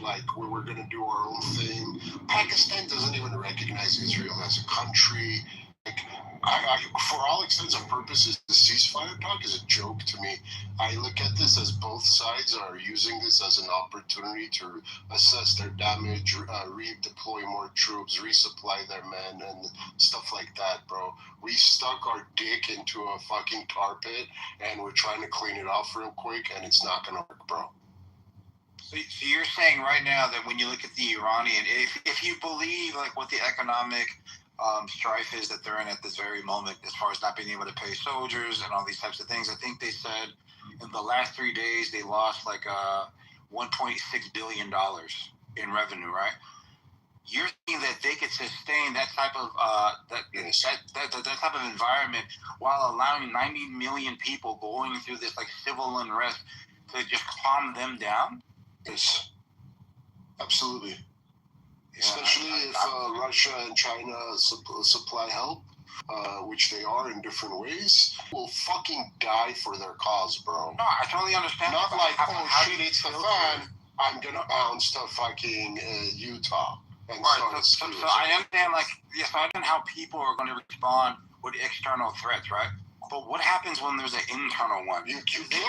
Look, keep in mind, Samoa, you're the same person who said the regime killed 30 to 40,000 innocent people protesting. Okay, okay, you've never said that? No! So, okay, there's people who say this regime killed 30 to 80,000 innocent protesters. So if that regime is still in power, what makes you think they won't kill 2 to 3 million people? Or 20 million people? the difference between people responding when they feel like, hey, I can't get my favorite cereal, than another where massive amounts of, like let's say the number you're using, where 3 million people are moving because their lights aren't on, or that they don't have air conditioner, or there's no food on the actual shelf. So there's a difference between the temperature of when they had it and when they don't have it. That's the clock obviously is like placing on the Iranians to address the internal and the external potential threats. They got to factor that in. Look at what happened with 2020 here. We were obviously like overwhelmed when people were like burning a whole bunch of shit down, and the law enforcement was like, let me just move out of the way. And I'm saying that, hey, they might have killed whatever number you said. I think they said 3,000. I think a whole bunch of people like to add shit, so they said 80,000. Our president said 42,000. I mean, he's got intel. Why would he lie? Why would he lie? The point I'm making is it really doesn't matter what the number is, because the environment isn't the same for you to be able to compare them. If you were to say, hey, this is the exact same environment that was there, and they had paychecks and they had... No, it's never going to be the exact same environment. My point in comparing the two is to show the character of the regime. Look, the final point is, and I think Samoa would agree with this, and I've said this before, like, the cards are still in the air. The cards are still in the air. Nobody knows what the fuck is... Like I said, are you saying that the Iranian IRGC or whoever the hell these people are not behind their head, or like rolling their eyes behind their head to look at their own citizens that are going to have like this civil unrest pretty soon? I'm sure they are, but I think that like for them, this is an existential, like yes. So if it is existential, of the IRGC, right? And I'm talking about the people with all the weapons. Yes, those guys. Okay, yes.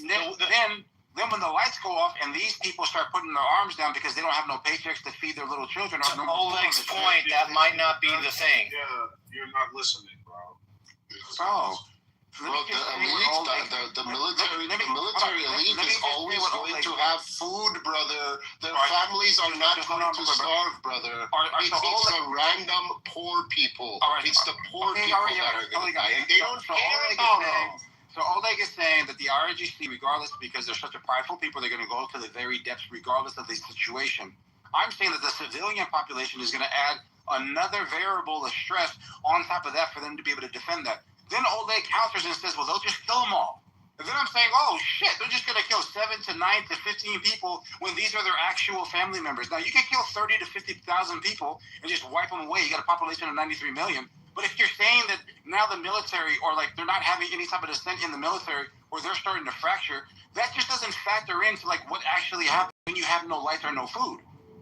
The whole thing changes. Look, bro, I asked you to do a hypothetical in your mind. I said, I've never heard I said, if that's true, if they were unarmed and just standing there and saying, please give us freedom, and they're like, Brad, what's just a hypothetical that I said to show you that either the regime is not as extreme and regarded as people are portraying them to be, in which case you're going to be right, or B, they're actually batshit crazy, even more crazy than the North Koreans, and they'd rather have their country go in flames than surrender. That's what I'm saying.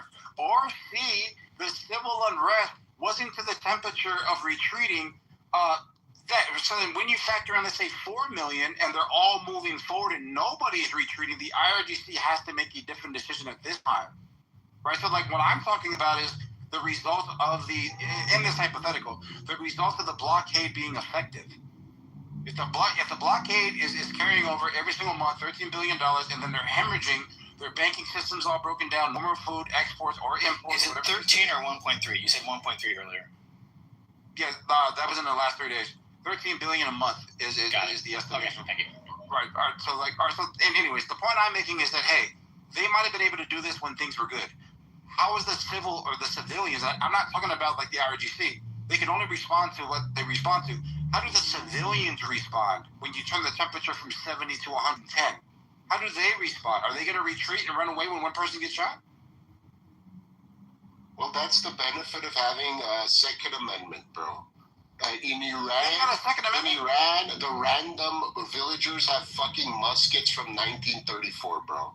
So if you think they could mount an actual reasonable opposition to the IRGC, you have no idea what you're talking about, brother. Yeah, that's not what I said. This isn't Black Lives Matter protesting in Seattle with American police letting them burn the city Yeah, that's down. not what I said, though. Like, what I said is just the overwhelming the population with civil unrest as far as something that they can contain, while they're trying to battle 6 other fires that are on the external parameters of their actual country.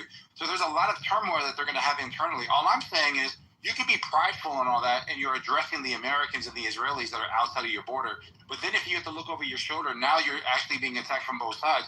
When you use the example of when they were okay and they had all the ballistic missiles and all the confidence in the world, you can see why people were willing to retreat, because they were like, bro, cost analysis here, risk reward, this isn't worth it, I'm out of here. But when you have nothing, that calculation clearly is different. And that's the only point I make. I hear you, bro. I'm not saying you're wrong. That's what I said. Oh, Time so you are will saying tell. right I'm just saying, don't be surprised if they let 2 million people starve. Like, that's literally not a big deal for a lot of people, brother. Wait, you think Putin cares if 2 million Russians die? No, I wouldn't be surprised. I wouldn't be surprised with anything that happens here. I'm saying that this was just an added threat that Iran, in this economic, calamity, is going to have to address. And something's motivating them to get to the table. I don't know what it is, but something is motivating these guys to find an outlet. I told you, both sides benefit from this because it gives them time to assess their damage, redeploy troops, realign assets, and things of that nature. It happens in a lot of wars. All right, so America is able to kind of like restock, reinvest, recalculate. You're saying that Iran, while they're digging up all of like the tunnels and all of the things. You saw the satellite photos, right? They're literally doing that as we speak. Yeah, that's the point that I'm making. Yeah, so they're trying to like dig things up. They're trying to like get back on their feet. And what I'm saying is that I think the blockade serves 2 purposes. So you can monitor like what assistance that they're getting from outside, it being of China. I've seen the back and forth as far as like their statement to Donald Trump's statement as far as like he's going to give them a bit, and that they're not going to provide weapons and all these types of things. Where China like says, hey man, America's like doing a really good thing when it comes to like opening up the Strait of Hormuz, but then says, hey, nobody speaks on our issues, right? So like they're taking a position that's kind of even keel. Donald Trump took a more dramatic position by saying China is on our side, not on Iran's side, which is playing like these psychological games. Yeah, didn't you say I spoke to China, blah blah, and then the Chinese people said we never talked to them? No. Yeah, but then hold on. But then towards the end of the statement, they say that they applaud America for doing like this thing with the Strait of Hormuz, right? So it's kind of like officially we're going to say we never spoke to you because of the amount of tension that's going to cause between them and Iran. But at the end of it, they do offer like some sort of a compliment of America opening up the Strait of Hormuz, it being for like commerce or like maritime, right? So like. If you're taking from that they never spoke, I think that they have spoke, and that was the most politically calculated statement that China was able to offer. Bro, I'm just monitoring our president's tweets. To me, it's very obvious he's neurotic, he's impulsive, and he's losing control, bro. He's not in a good place. Do you know when he was in a good place? When he drone struck Soleimani. And you know what he did? All he did was post a picture of the American flag, brother. No need for a fucking rant, 3,000-word tweet explaining that CNN gave me 100%. Like, no, post a fucking flag. We'll know when you're winning. You don't need to give me words. Post the fucking flag. Yeah, but I don't post think the flag, brother. Yeah, but I don't think that's for you, Oleg. I think the flag is for us here in the country. But those posts are for the Pakistanis, the Russians, the Chinese, the Iranians, the Saudi Arabians, the EU, the NATO alliances, or whatever this is. These tweets are all like directed to certain groups of people, and they need to be able to drive, hey, I'm hella fucking crazy. No, I'm really, really calm. Hey, I'm fucking really crazy. And then everybody's sitting back like, bro, this isn't the way that we're supposed to like engage. What the fuck? What's this guy talking about? Is he fucking serious? Right? Like, this is how you keep people like off kill. And whenever I'm looking at his post, I believes that I know when he's talking to us and when he's not talking to us. Right? So, like, for example, he makes this statement and then the stock market gets fucked up. He says, we're going to block Hormuz. You're delusional. Well, let me just point this out. We're going to block the Strait of Hormuz. Stock market gets fucked up. Here goes Central Command. What we're actually going to do is this. Stock market goes in the other direction immediately. Right? Because of the fact that people are trying to interpret, like, what the fuck he means because he's not clear when he communicates. And when I'm saying that, hey, this is directed to the Iranians, hey, this is directed to the Chinese, hey, this is directed for the UK or Germany or Spain, people are like, no, he's talking to us. Oh, okay, all right. Obviously, people aren't paying attention as you and I, Oleg, or people that really want to stay on, like, being insensitive. People just try to hear what other people think that somebody's saying. And I'm thinking that we're going to be a hell of a lot more right than we are wrong. I just don't like his style, brother. I hear what you're saying. I can tell. But never mind the healer fucking meme with the soldier in the clouds turning into a demon or some sort of angel. It's either an archangel or a demon. I don't know. And then Monica came in today and she had the original post that some other dude posted, but the soldiers didn't have the wings. It's these little things. It's like, bro, what are you doing? We're in the middle of a fucking war, bro. Like, lay off the Pope, bro. But like, what do you think Iran's doing when they're having the battle of memes? Like when they're saying their Lego memes are fucking fire, bro. He doesn't even register like what you just said. Like, why are we attacking them? Oh my gosh, bro.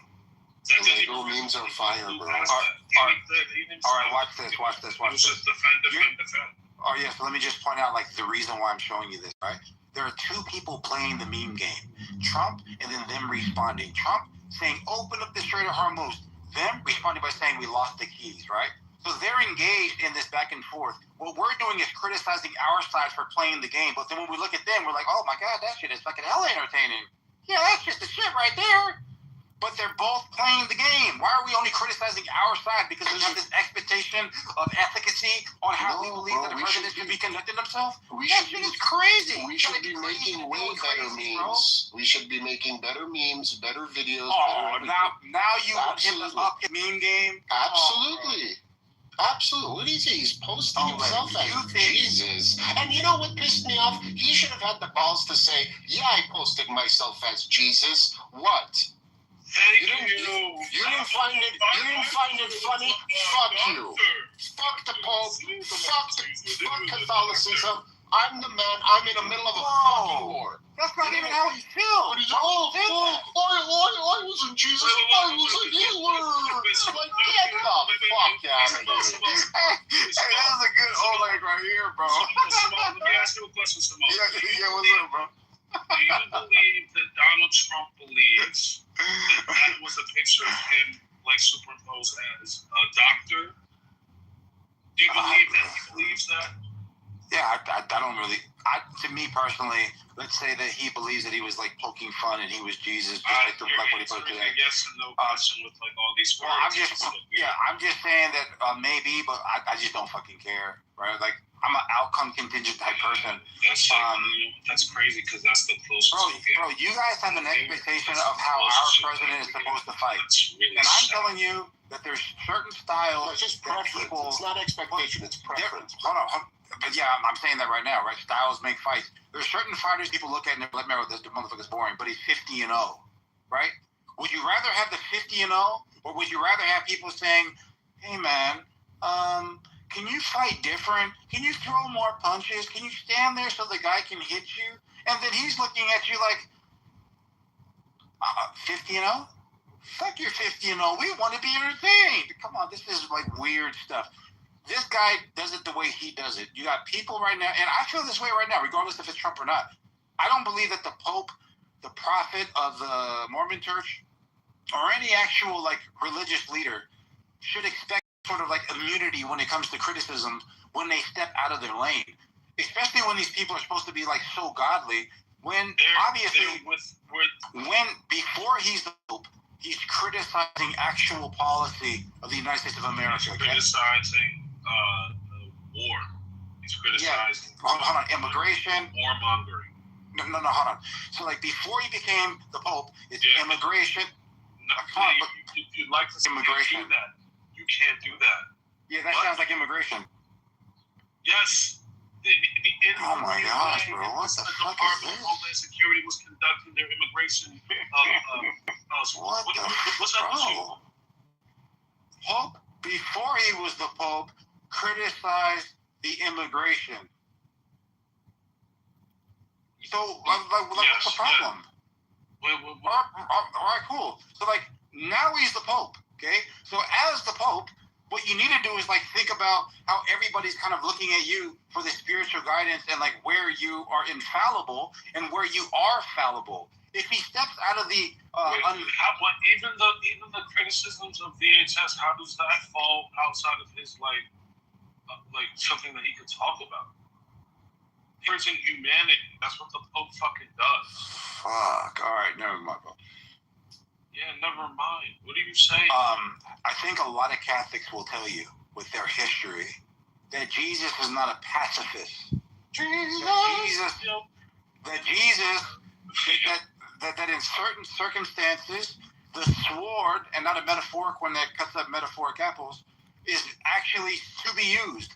And when he comes out and he starts criticizing, this open border policy, or this closed border policy, right, saying it's unhumane or whatever this is, right? What he's actually doing is, like, superseding the authority of the United States of America, where there's supposed to be, like, the separation of religion and state.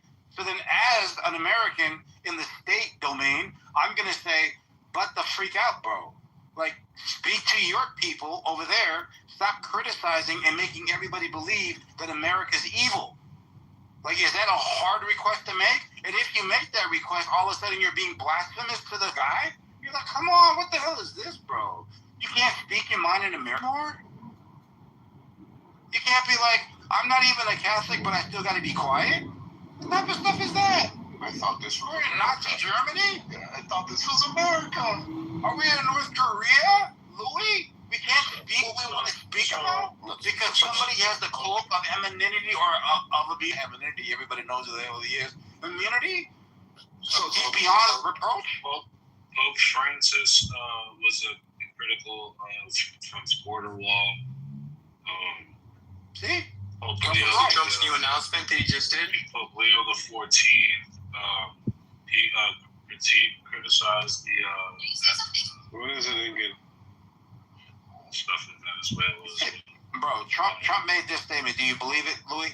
Trump said that they purposely got this American guy to be the Pope so that he can influence Trump's policy. That's stupid. Sounds right to me. Sounds right that the strongest. I'm obviously joking, bro. Come on, man. It's not obvious, actually. That's not obvious. Yeah, you're kind of retarded. What is it again? Yeah, the guy that his fucking name is Matt. Get your own inside joke, dude. You're retarded. So Trump announced that there's going to be a tax cut, right? Uh-huh. And the tax cut, it's so basically, the gist of it, from what I'm understanding, right, and for like the most part, not like some special person works in a special field, and it's going to be that you're not going to have to pay the tax on the income, but it's not going to be deducted from your taxable income at the end of the year. So they're not going to take it away now. They're just going to take it away at the end of the year. It's basically what it is, and it's being called a tax cut. It's saying. They're removing the pay-G tax withholding. That does not reduce the taxable income. It only delays at the end of each financial year. The tax effect is zero. This is not a tax cut. I don't get why Trump is calling this a tax cut. So here's also what's happening simultaneously. The AR market bubble is popping, right? It is happening. Anthropics is announcing it's going to be based on usage. People don't understand that when you get ChatGPT, when you get Claude, you're actually getting Claude and all this stuff they're losing money on it, right? They're losing money, especially like for the power users, they're losing money on it, right? war with Iran has kind of sped this up. Now Trump's an axe cut, which really is, we're not going to take money at the end of the week out of your check, but you got to do that. Like, it still doesn't take away from the total income. I don't know. This just seems that he's trying to do anything, a very populist move for the midterms, bro. This is bad, bro. This is bad.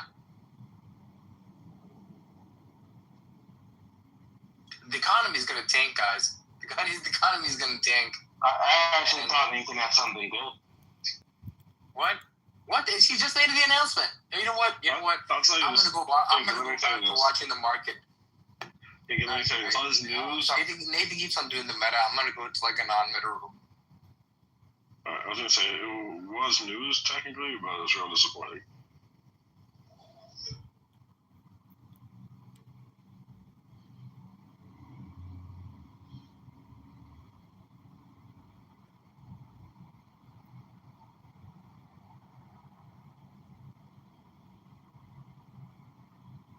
So, did you see the Pakistani dude's command stick pause?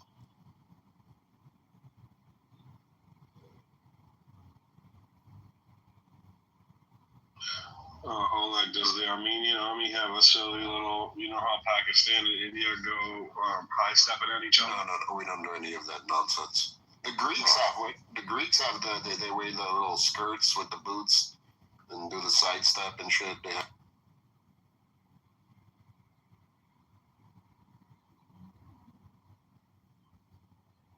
I saw you come off mute line. You can go ahead. I'll go after you.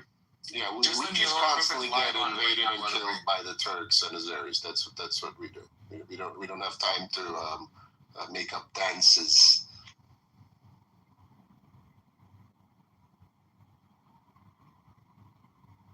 Wait, so do you like the Kurds steal the guns? You want the Kurds to have the guns, all right?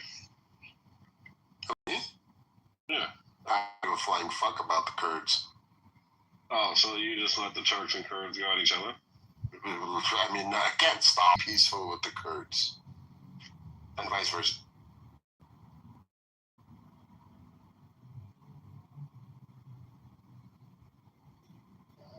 Hello? Oh, is all the bullshit over? Yeah, we're in a ceasefire. I'll go after Lion. Hell no. You know what happened, bro? Is that Oleg wanted us to believe that these IRGC people are so crazy that they're going to kill 60 million people. Absolutely.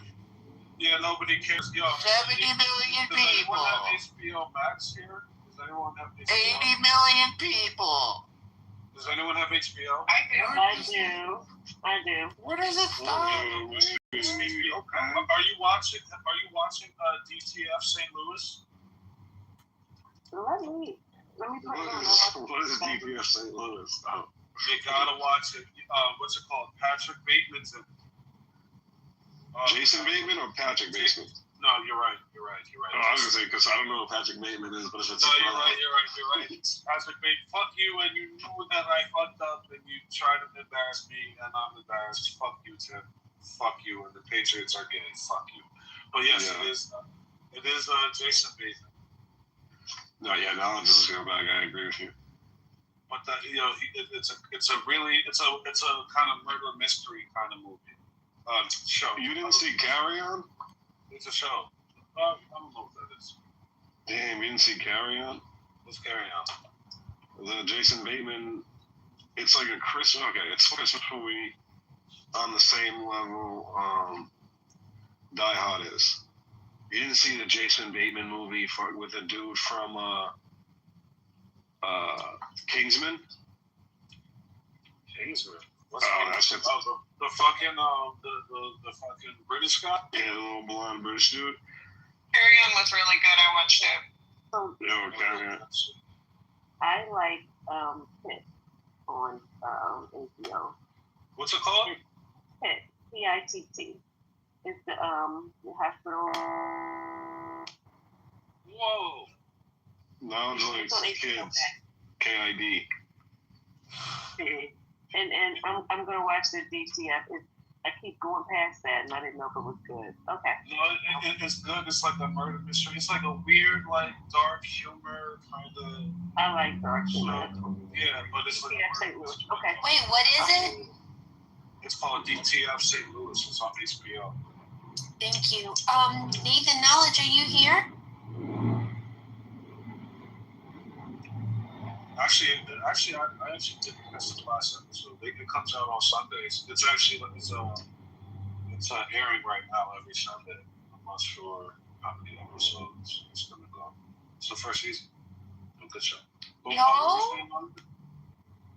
Them niggas are. I think Nathan is painting a naked man or something. And Gustavo is like, I don't know. The model for the naked man that Nathan's painting.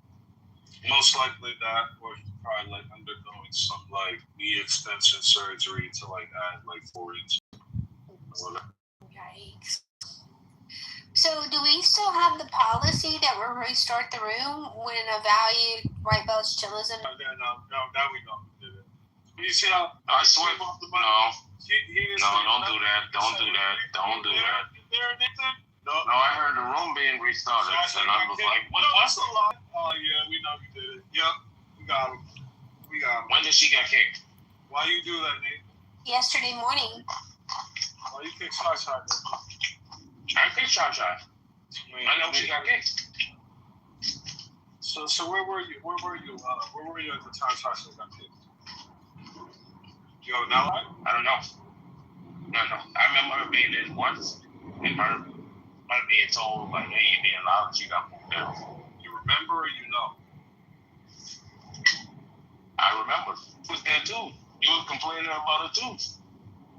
You remember when? Yes, she was. I did. When she was what's his name? One more time. I said one more time, but it seemed like you were a little more passionate. Nathan said you're coming with me also, bro. Look at you now with him. No, how many people did you move down? No honor among thieves. One more time. I moved a couple people down, but I didn't move Shy down. I tried to move it down, and it said error. I was like, oh, someone got me before you. So you're blaming the computer? Is that what we're hearing, Mr. Gates? No, someone did it before. That's what usually when someone does it before you. I'm like, got it before I did. Like, well, they didn't just get her; they got her. Why she didn't say it in the chat or the Discord? This reminds me of that time that Bill Gates you guys never asked him who wrote the email. How we never checked the Discord and I did. Huh? What'd you say, no? You said, why didn't you put it in the chat? Because if you write in the chat and get kicked, you can't write in the chat. No, I mean the Discord. The Discord that you guys never checked? I mean. More Discord. Knowledge, check your back channels from Shy. Her name is, your name is Guess 3-something 27, I think. Check right now, bro. Y'all niggas just not vigilant, bro. That's a fact. Louis kicked up. I think Nathan needs more lube. Hold on. I don't think she got kicked. You get that Diddy oil for Nathan here. Hold on. He's going to keep squirming. Lie about getting kicked. That's that Shy. Yo, get the fuck out of here. No, hold on. It's in there. I have a message from Sasha yesterday. She got kicked from the room. I'm not for her. I just y'all niggas play, bro. Tell you the time. Can't do nothing about it right now. What time she sent the message? Come on, it says 1 day ago. It doesn't say a time. It just says yesterday. He's lying. I believe knowledge. I can think I can. Yeah. Yo, you don't have to corroborate your lies, bro. I think Louis kicked her, you know. Yeah, it was me the whole time. Oh, wait, hold on. Nathan, which troll are you going to cling to? The one that Shasha wasn't kicked or the one that Louis kicked her? Which one are you going for? Because you kind of split there. I didn't kick her. Did I say you kicked her? When did you hear those words come out of my mouth? It means that that. Alright, there you go. PTR. She got kicked because I don't read the messages. Well, this wouldn't have been Knowledge, you can check knowledge. How about this? You can check the logs. I can't check logs. Oh yeah, this room is still there from yesterday, but they don't show who removed people. Yes. They don't show who. They don't show who removed people. Oh, you're right. So before it used to tell you who moves people down, who freaking kicks them, but I don't think it shows you that. I don't think it shows you if the host does it. No, it used to. It used to. Yeah, but if the host, if someone who's not a host kicks somebody down, it doesn't show.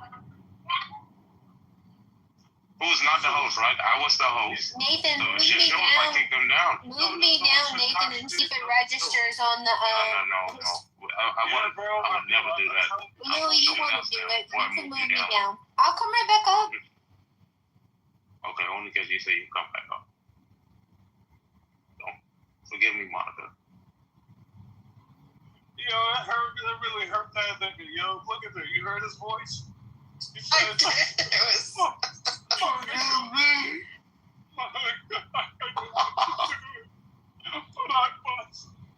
Y'all stop hating. Stop hating.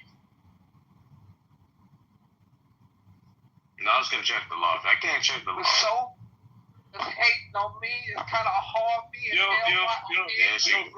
Gustavo, Monica, you said you was gonna come back instantly. You said you waited so long? Wow.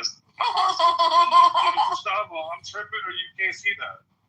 You can't see that he moved there, right? I'm still upset that you allowed that to moderate me this morning, Nathan. That was not cool.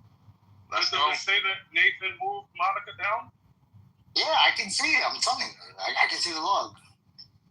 No, wait, because my shit is not saying Nathan moved her down. Yeah, because you're not the admin. Okay, so then you guys see everything. Yes. All right, so that's it. So y'all know. So y'all niggas is capping. I can't see it because I'm not on an iPhone. Wait a minute, but it doesn't show. It doesn't show who removed people from the room. Oh, you don't see. And it doesn't show who muted people either. It only shows who moved who down. So if I move myself down, it would show in the history that I moved myself down. So the people who are crying, who moved me, and they move themselves down, they get to be called out. Wait, but it so doesn't Gustavo, show. do you know who kicked Cha-Cha? Because it was show for you, no? Look. Hold on. I went back like 20-something hours. Let me go more back. Let me find out. Hold on.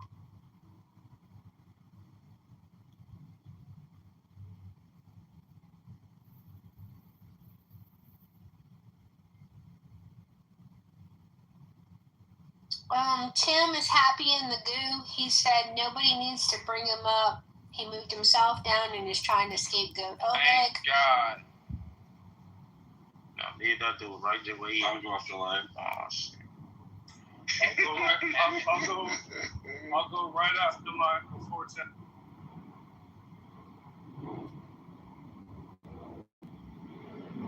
Tell you something. I feature on. The truth will set you free. It needs to go further. It needs to show who muted people and who removed people from the room.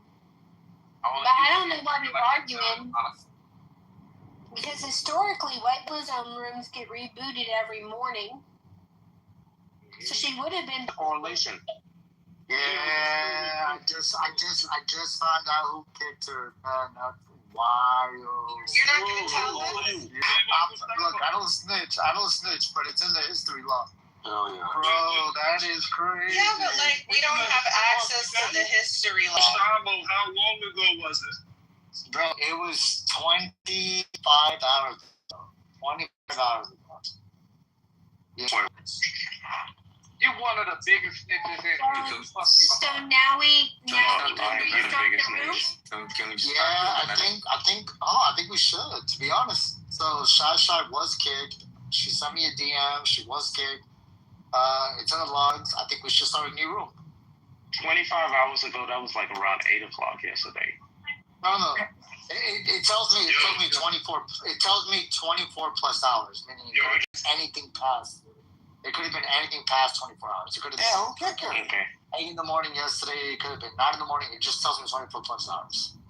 Who kicked her? That's what we trying to figure out right now. They know exactly It's in the who log. kicked her. Yeah, it's in the log. Why is it that I'm always They in won't this room? tell us. Nathan is always doing meta. Like, man. Oh, just talk about the topic. I like meta. Samoa, Meta's my favorite. Yo, Samoa, Samoa, you should have been in the morning, yo. Incan was fiending from some he was fiending from crashing out. Oh my god. Hey bro, why you gotta hold your buddy's dick? He was scratching his arm. What the fuck? He was We're freaking having rubbing fucking his lightsaber nose. competition, and you were coming like hot fucking solo, He was bro. fiending this morning. He was crashing out on everybody this morning. No, I crashed out on 2 people. Look, someone came in the room, said, "Hey, Hickey, how are you doing?" He couldn't help it, bro. He was crashing out. Oh my god. Hey yo, bro, the idea that he said it was like, only 2 people. This motherfucker did this, and I shit you not for like 10 minutes. It's crazy how So it's Wednesday. What should be? We're restarting the room. What should be the new title? What should be the new title? Oh, okay.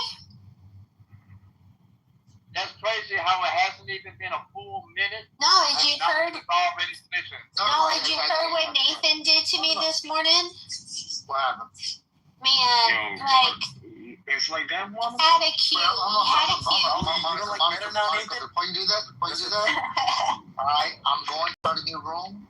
With the replay, so I can tell this story on record. I just made the what you call it just now, the event. No, I just set up the event. I started right now. Stop being good. Yo, Gustavo, Gustavo, we can't find it, right? It's there. Well, I can see it. I don't know if you can see it, but I can see it. My shit don't say 20. You said 27 hours. No, it just says 24 plus hours. It doesn't. That's why I said 25. Yeah, it says day though. All right, okay.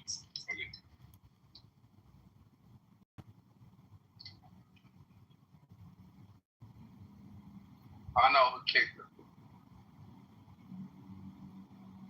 Who?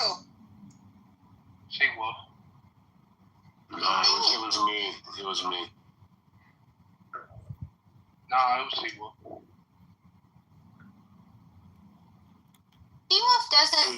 She-Wolf doesn't not admit when she does things, though. She's always been pretty straightforward. When she throws rocks, she shows her hands. Now that bitch Ninja Oleg, I don't know. He always looks real shiesty too. Damn. Wait, can you guys hear me? Yeah, I can hear you. Yeah. Yeah, I can see it. It was Red Rum.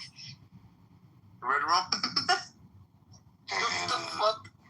Fucking re-drum did it again. I mean, his name is Murder, spelled backwards. I would get along so well with Red Rum and IRL, bro. I can already tell, bro. Bro, it's the best when he slaps, bro. Yes, bro. Yes. Yo, Incan, can I tell Oleg what you sent me today? Yes, bro. Oleg, he sent me a reel that Nicole Pashinyan posted. Yeah, in the car, right? Yeah, listening to fucking... Oh, this is embarrassing. The Future song, I forgot the name of the song, the one that samples that Selma track. Molly Percocet. And it said to and me it's like, that part with like chase a bitch or something about bitches. It's like, bro, you're the head of state, you son of a bitch. Fucking straight to the dungeon. Incan sent it to me like, this is what I imagine Red Rum is like. Bro. I told him, Incan, if you tell him that, he'll kill you. He'll fucking dox you and then appear in front of your house, bro. There's the biggest disrespect to Armenians to be compared to that guy. Some people love him. He's like 50. You know who loves him? Jehovah's Witnesses love him. What? Yeah, I'm not even making that up. Yo, I'm convinced that Samoa is Mormon. I'm convinced midst of it. He's non-denominational Christian. Samoa is a Yugoslavian AI released onto the world in the 80s. Okay, you guys have no idea what you're dealing with. Be careful. Yo, like, you have a rough day at work or a good day at work? I can't tell. You're all aggressive this I'm pretty stressed out at work.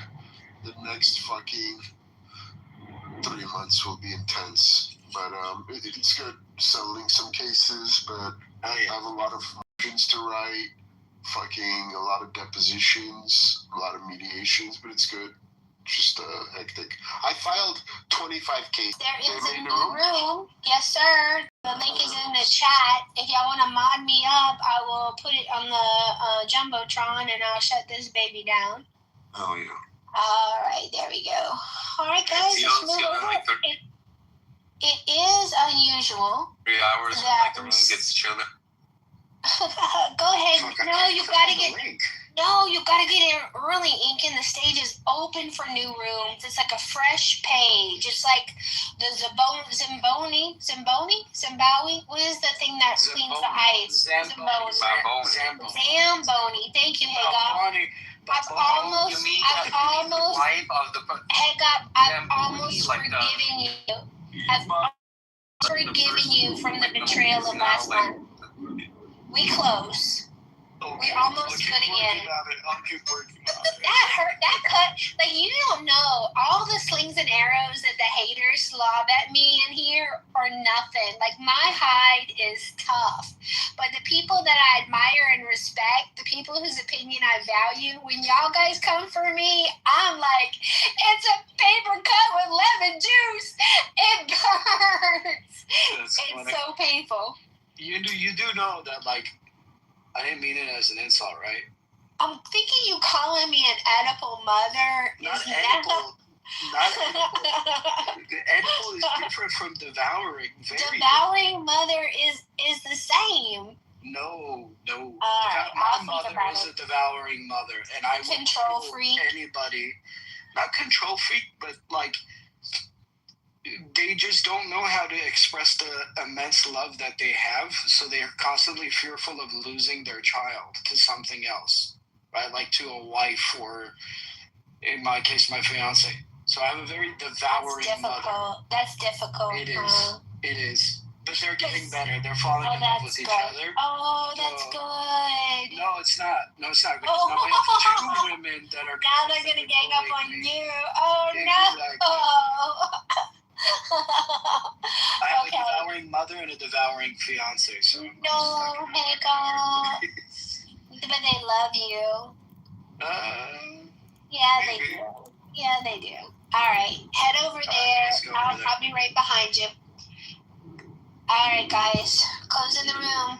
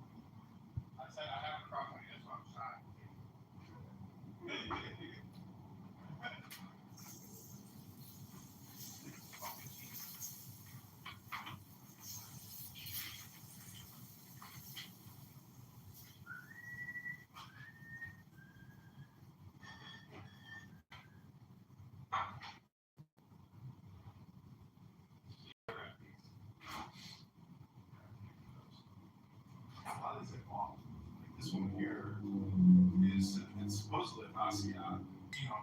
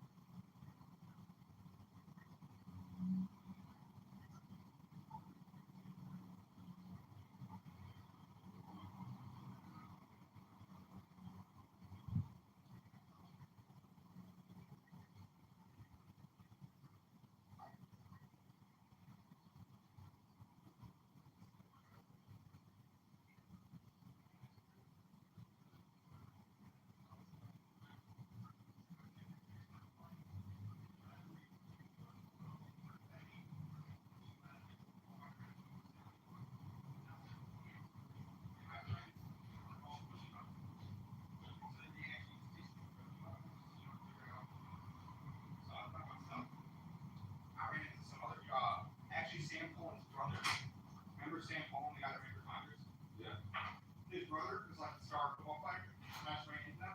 And they were going to party at this girl Emily Park's house.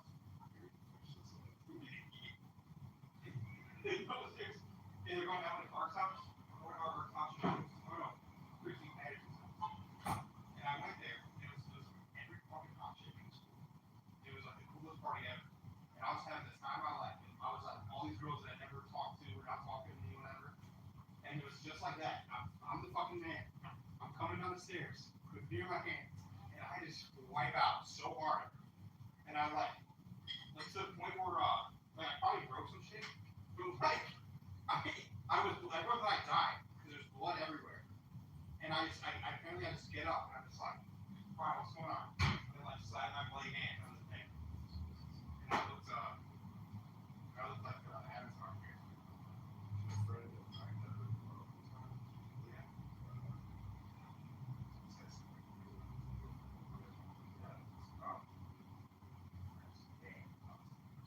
And then they run up to my friend and smash in the face.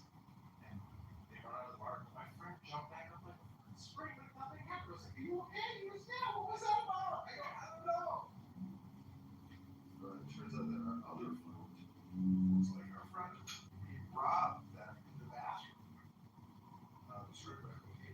Decided to shove the guy's face in the toilet. Smart. After stealing the cocaine. Yeah, I was like, oh, why did I want to kill you? Yeah, like, why would you stick a guy's face in the toilet? Like, no. Spraying cocaine from a little ice.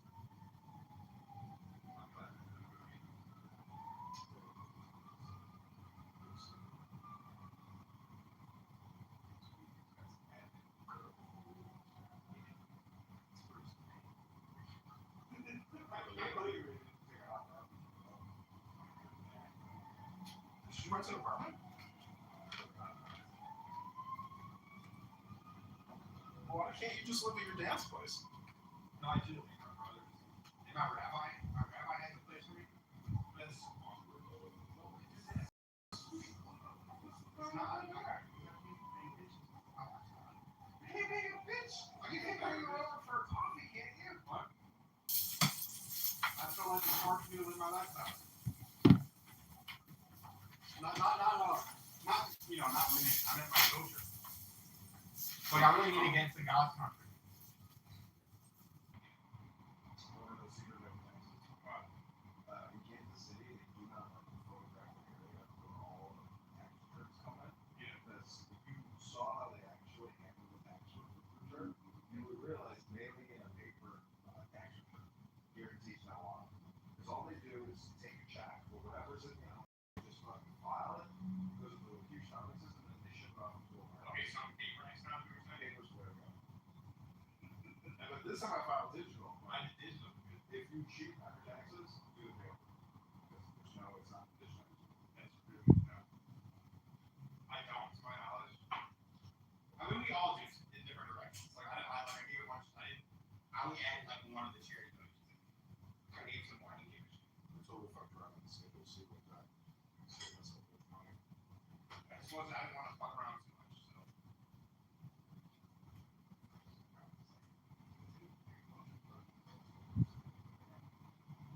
Well, that kind of scared me where he's like, oh, it's so expensive, it's not worth it. Yeah.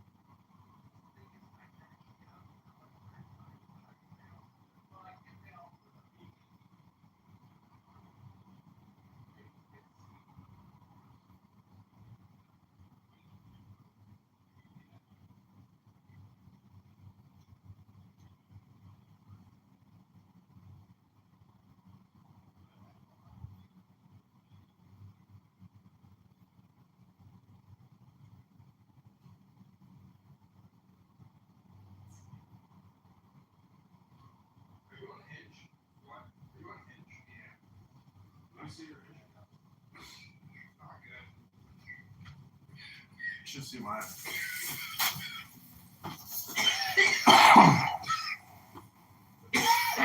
Plus, I'm like,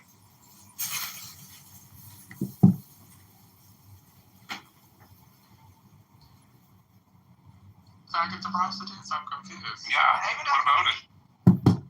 Oh, here's the John Locke book I got. Pretty good. John Locke legit.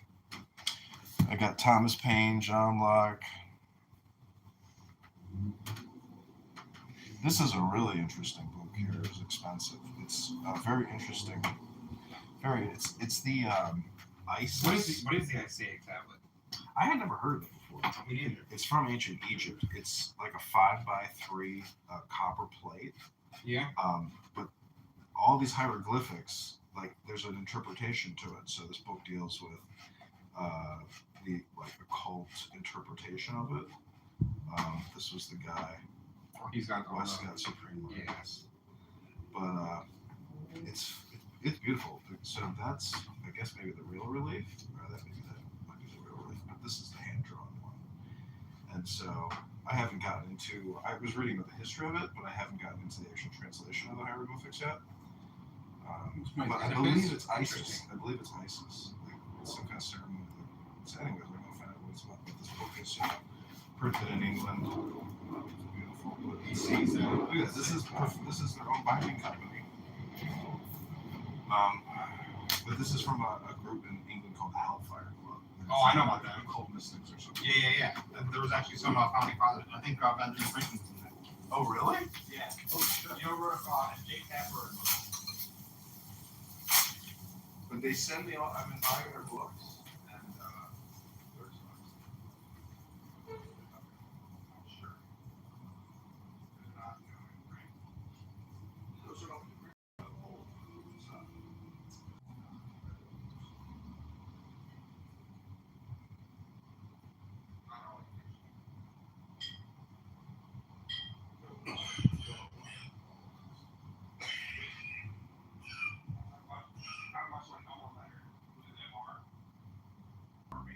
from the British Army who was friends with Aleister Crowley. So just pick any page in here and read it, and it's very interesting.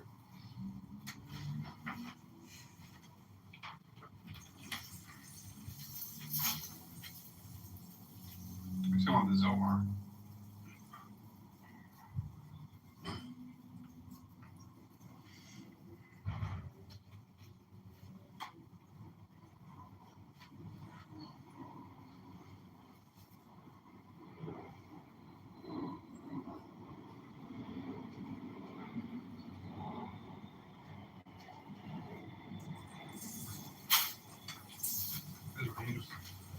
Yeah, because Judaism, like. Well, there was no Torah until Moses, and so Judaism was all oral until Sinai.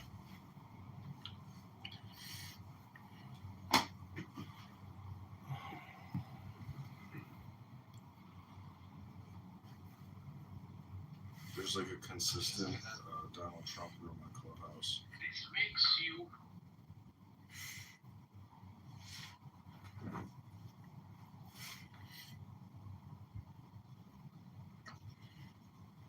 Canvas versus Trump. No, the other Agnes is the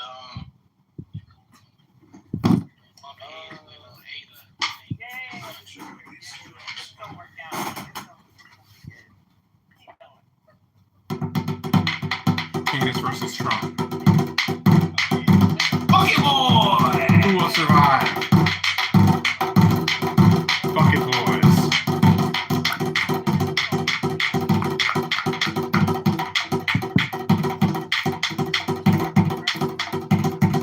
I was thinking about buying one of these.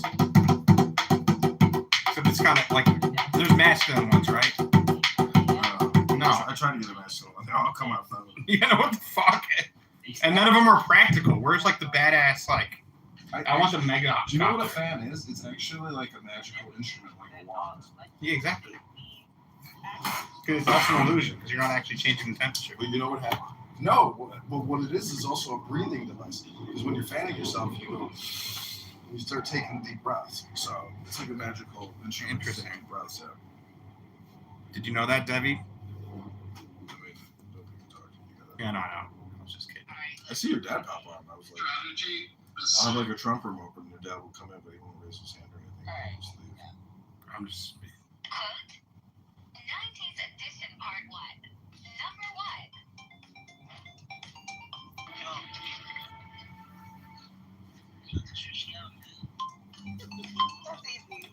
Juice.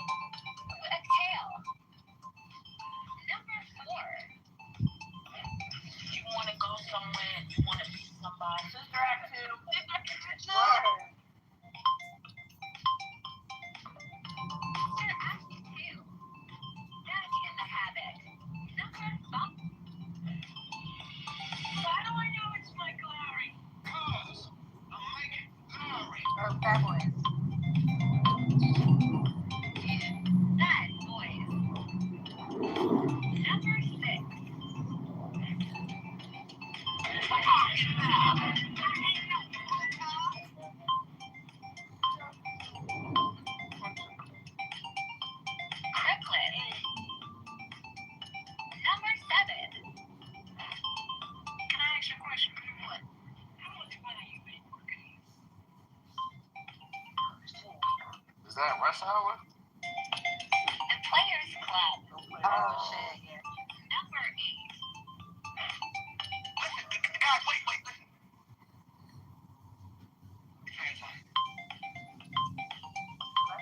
Oh, no. The Sixth Man. Oh, shit. Number 9. My great-great-granddad was a slave. He was Money Talk? That was Chris Tucker. I don't know. Then President. Oh, yes. Oh, yeah. Number 10. It's 2. Son, you're doing this wrong. I ain't going back there. No one. Fifth Central. South Central, yeah. Number 11. It's 3. Right. No. Anytime we get high, you start looking like Sugar Bear. Set it off. Number 12.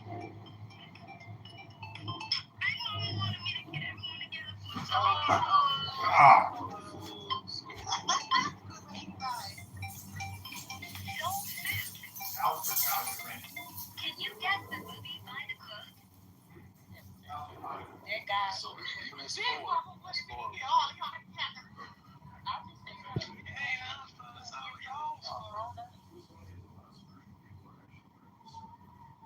Nigga burned down the whole kitchen.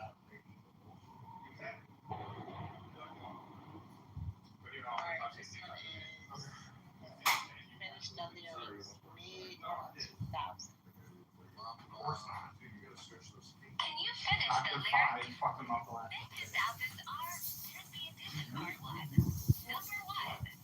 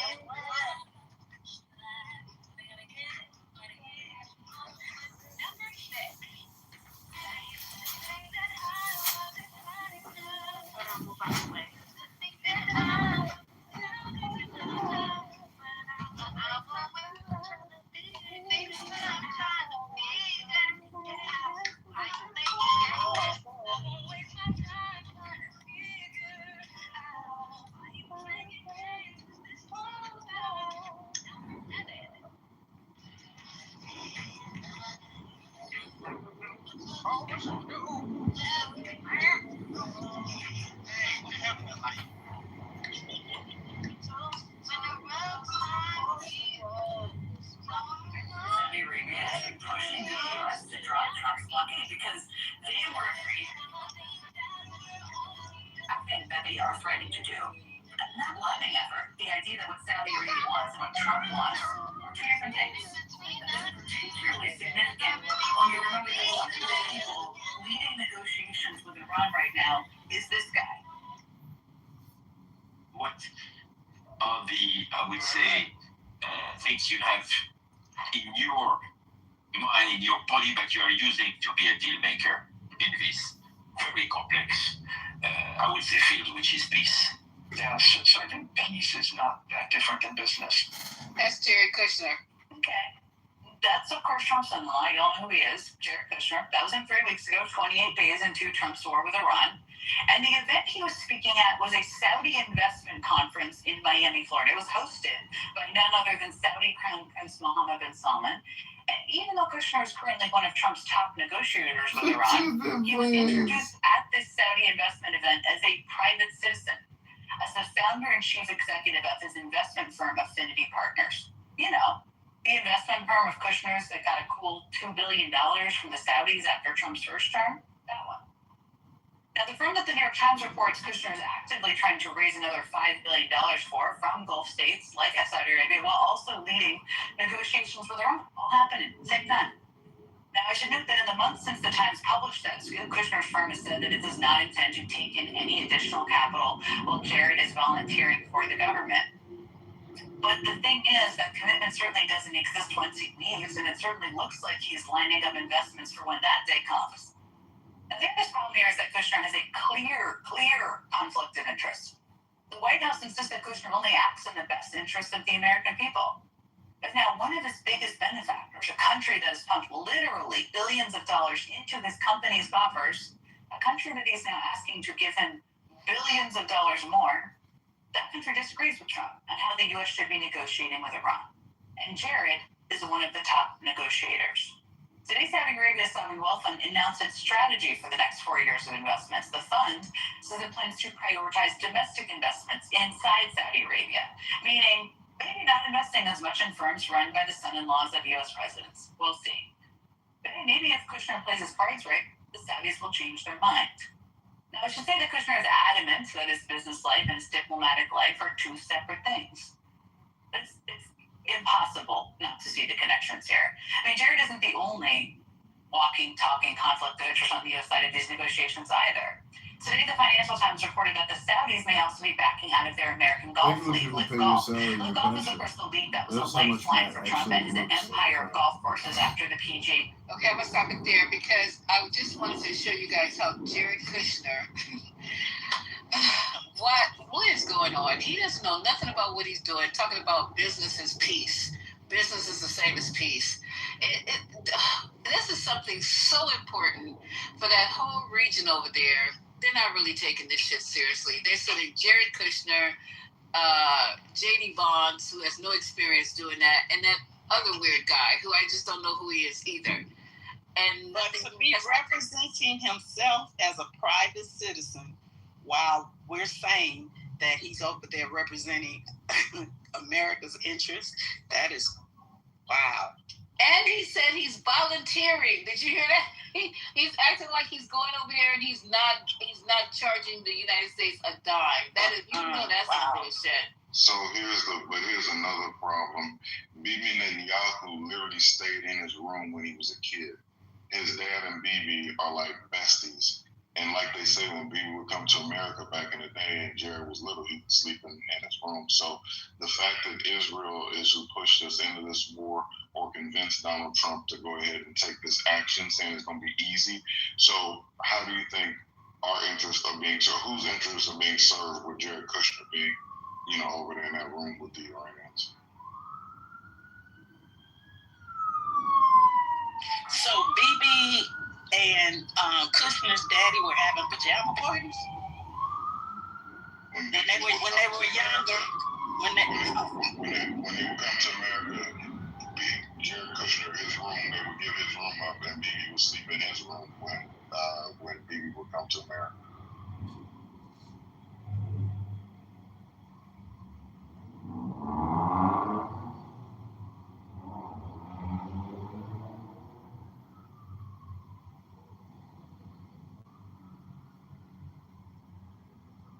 stake in a cryptocurrency firm founded by Trump and Woodcock's families. Months later, a fund backed by the country made a $2 billion deal using a Trump and Woodcock family digital coins. And the White House has said that Woodcock does not participate in any official matters that could impact his financial interests. But could they get that map of the trade routes Iran is threatening to blockade up there on the screen again? That certainly seems like it would be bad for Saudi Arabia and the UAE. You can see that looking at the map. Is this thing? Good thing they have really good relationships with the key negotiators in charge. Okay, so this is interesting, y'all. Shred all your crimes. So, Shred all your crimes. A fund backed by Abu Dhabi would be making a $2 billion business bill using the Trump firm's digital coins. And what is he not? Trump is making money hand over fist.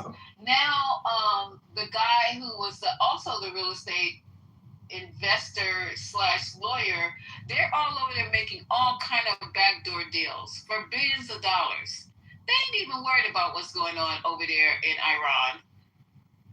Okay, this is definitely Bibi's war because Trump is saying this gives me an opportunity to start, cutting some deals. Excuse me, and you know what they're gonna say? No. Well, Hunter Biden did it. Yeah, Hunter Biden didn't do it right. Hunter Biden, if he would have followed the Trump plan, he'd still be rich and be able to pay his lawyer fees that I heard he can't afford to pay his lawyer fees now. So Biden and Hunter didn't do it right. They didn't grift the correct way because the Trumps are making money hand over fist. And I didn't know that they were also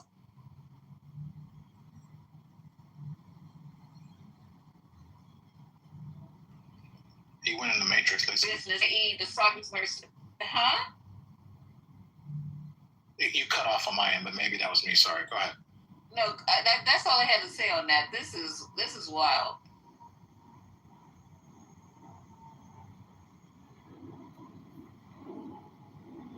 If the midterms do what we're thinking they're going to do, all this stuff is on record. So literally, the top 10 days that the stock market had were days after, like, he said he was going to do a tariff and did a taco. When this thing with the oil and some of the stuff with the war, playing the markets, like people betting on stuff, they can track all of this stuff, what his kids are doing. All this that's going on, the enriching themselves in the presidency, if we get to a point where they can start to have committees and start to actually dig into this, then there's going to be a lot of meat on the bone for them to really go after. But, everything is just hinging on November, and that's why, Trump is going to try to do whatever he can, the majority, to keep that from happening.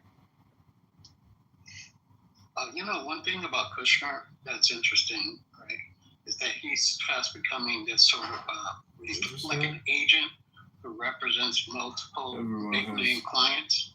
He's gaining so much leverage because on one side, there's a tremendous amount of money that was behind him, right? Now that's in jeopardy.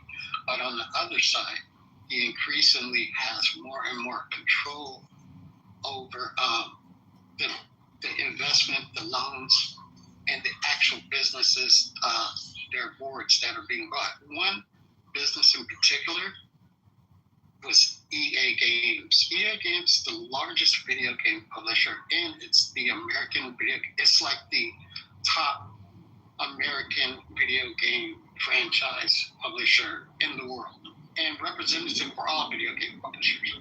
It's a tremendous loss for America not to have that company, because sometimes that company has been responsible for producing both culturally and historically, and just American, I would just say it captured American culture, and that's something that will probably change under Saudi ownership. And last, this was not totally possible by money alone. Some of the stuff was, in that particular case, and this is happening in pretty much all the deals, J.P. Morgan is financing these people to buy these things.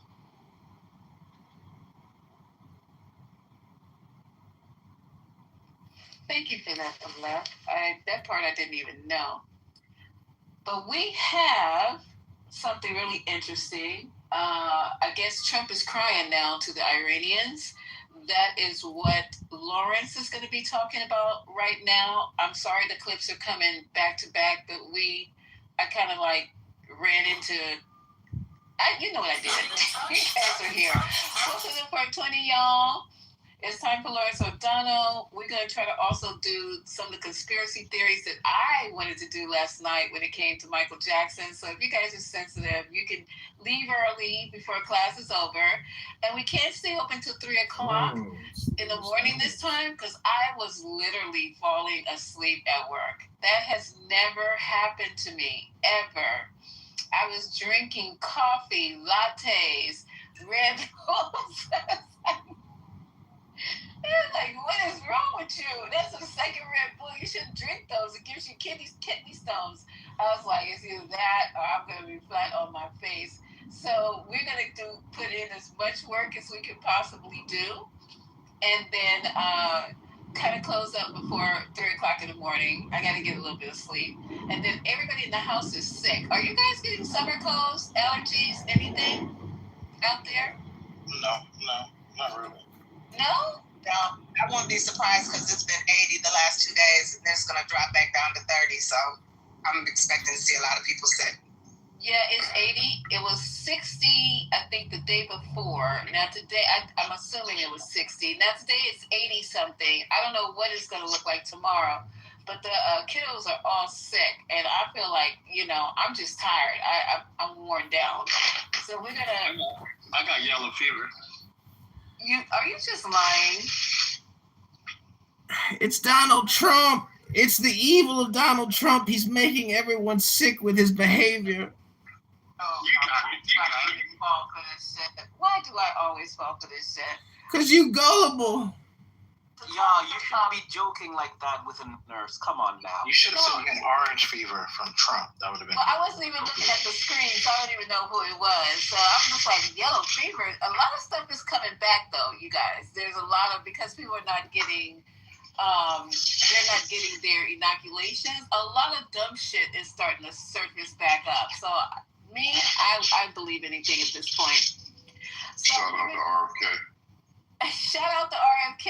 And then, did you see the clip of Donald Trump saying that Diet Coke cures cancer or stops cancer or something like that? We got half of it right. What did he say? It does kill grass, right? He said it. That was Dr. Oz, right? He said that he was talking about. He said it was Donald Trump who said it. Well, Dr. Oz was talking to Donald Trump, and he was being interviewed, and he told the interviewer that he was talking to Trump, and Trump said that he walked in on Trump, and he was pushing the button to get the soda. And he said he was also drinking a Fanta. And he said that, soda's probably good because you can pour it on grass and it'll kill grass.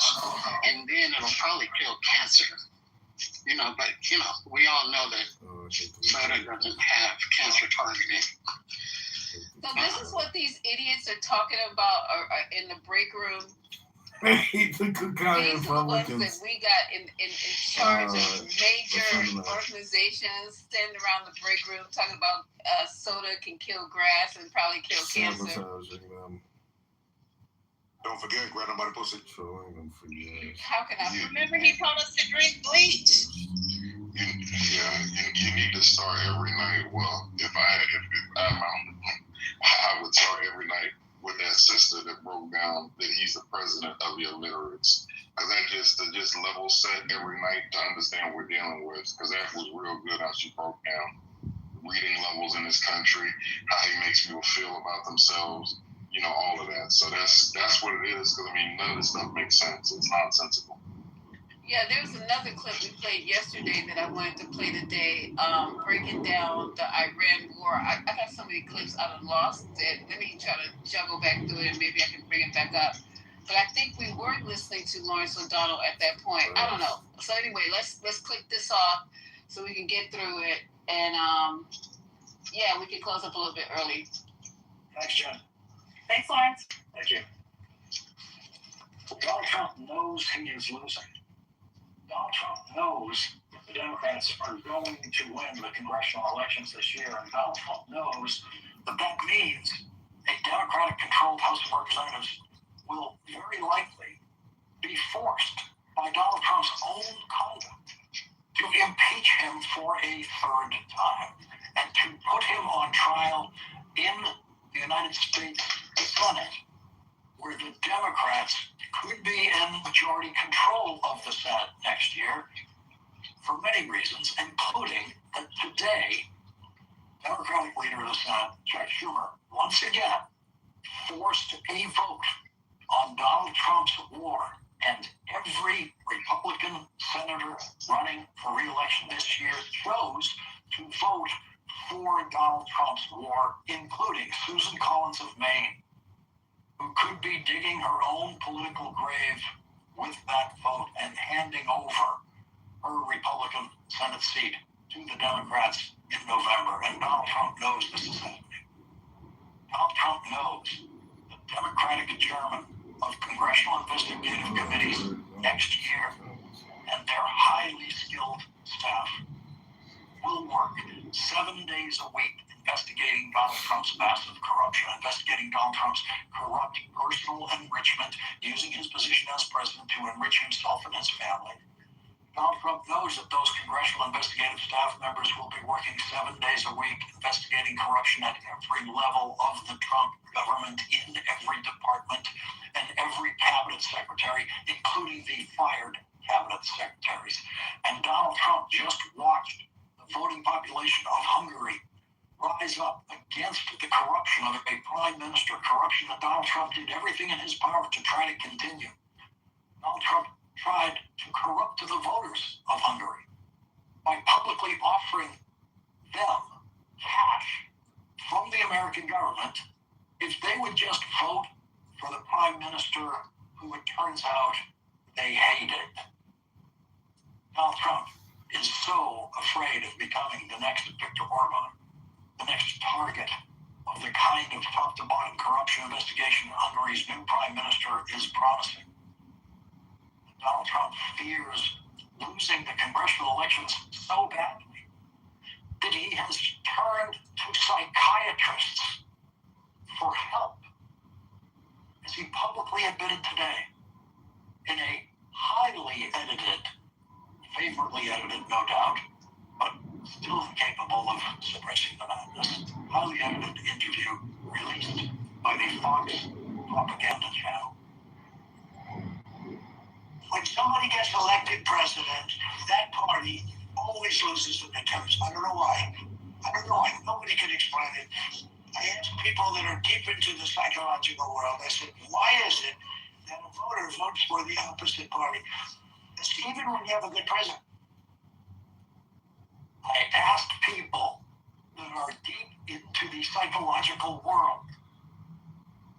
With his 80th birthday approaching, Donald Trump can no longer come close to forming a normal sentence in a lifetime of listening to people speak English. You have never once heard someone say, I asked people that are deep into the psychological world. Psychology professionals include a range from psychologists to psychiatrists, social psychologists, and others. And social psychologists have actually done some very interesting work over the years about how voters make their choices.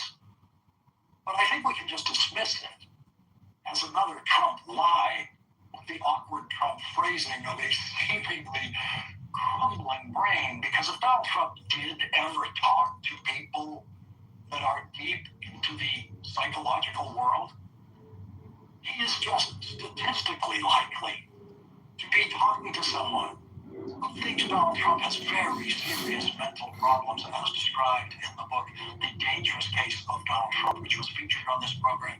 In the first year of Donald Trump's first presidency, the book started off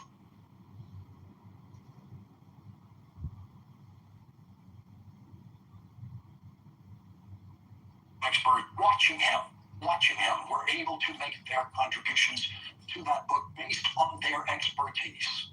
And in later editions, it went up to 37 psychology professionals analyzing Donald Trump. And in his very first appearance on this program, in the second month of Donald Trump's presidency 10 years ago, former Harvard Medical School professor Dr. Lance Notice said this. Lying in the way that he does it, repeated, dangerous lying, makes him unfit and is a sign of serious mental deficit. And to the extent he doesn't know reality, and I agree, by the way, I don't think he does know reality.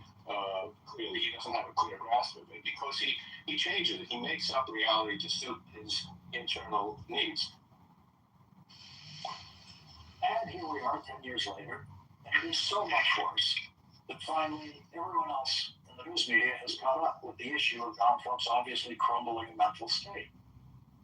And after thousands of Trump supporters attacked the Capitol on January 6, 2021, after Donald Trump told them to go there to fight like hell, Professor Notice returned to this program 3 days after the January 6th attack and said this. A delusional psychopath who has been the same his whole life and who we knew would get worse and more stressing inside because that's what happens for people with this kind of severe disorder. So when Nancy Pelosi said that she was making sure that the nuclear button couldn't be pushed, that was very wise and made a lot of sense. It was not an overreaction in the slightest. And when she said he's unstable, absolutely, that is exactly the situation we're in and why he needs to be removed immediately yesterday, really, because he is going to continue to get worse. He is going to continue to get worse. It's 5 years ago.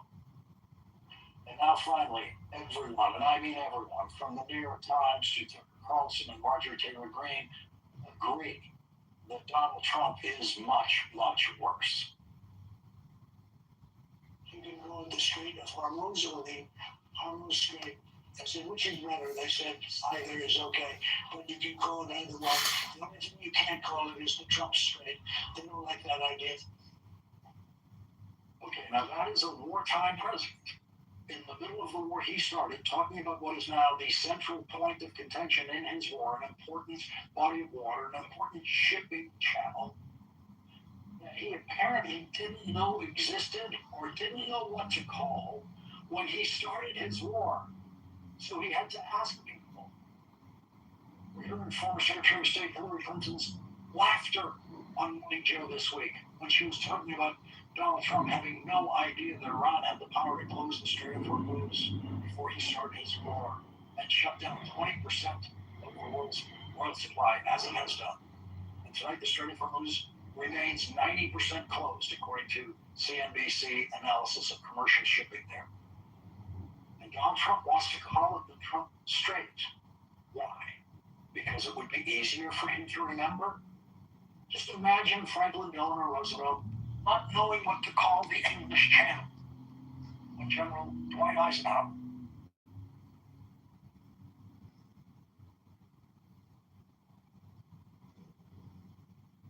turned the history of warfare. The D-Day invasion in World War II, the turning point of that war. After that invasion was so successful, imagine President Roosevelt saying he wanted to call the English Channel the Roosevelt Channel. There would have been no smiles anywhere in the world. There would have been no defense, even of some kind of perverse, deeply sick joke. And if he said that, President Roosevelt would not have had a chance in his 1944 re-election campaign, which was quietly underway before and after the D-Day invasion. President Roosevelt went on to win his re-election that year to his fourth term before presidential term limits were amended to the Constitution. And the next year, Franklin Roosevelt did something that Donald Trump does not know ever happened. Look, I ended 8 wars. The night is coming. But I ended 8 wars. Nobody's ever ended one war. Who's ended one? Nobody. Just when you think you might know the rough dimensions of Donald Trump's enormous ignorance. He says something like that, and you realize that he has no idea about the history of any wars, including the simplest possible history, which every American high school student knows about how World War II ended. Nobody has ever ended one war. Those are his exact words. Who's ended one? Nobody. That's what he said. If any other president had ever said that, it would be the stupidest thing that president had ever said. But the media has been beaten into a full acceptance of how relentlessly stupid and massively ignorant Donald Trump is, and so Donald Trump doesn't know President Roosevelt successfully won World War II, effectively brought it to an end, but died in office in the final days of the war in Germany. And so Harry Truman, elevated from the vice presidency, was president when the United States Army marched into Berlin and accepted Germany's unconditional surrender, and months later accepted Japan's unconditional surrender. So Harry Truman ended two wars, a war in Europe and a war in the Pacific, in his first weeks in office.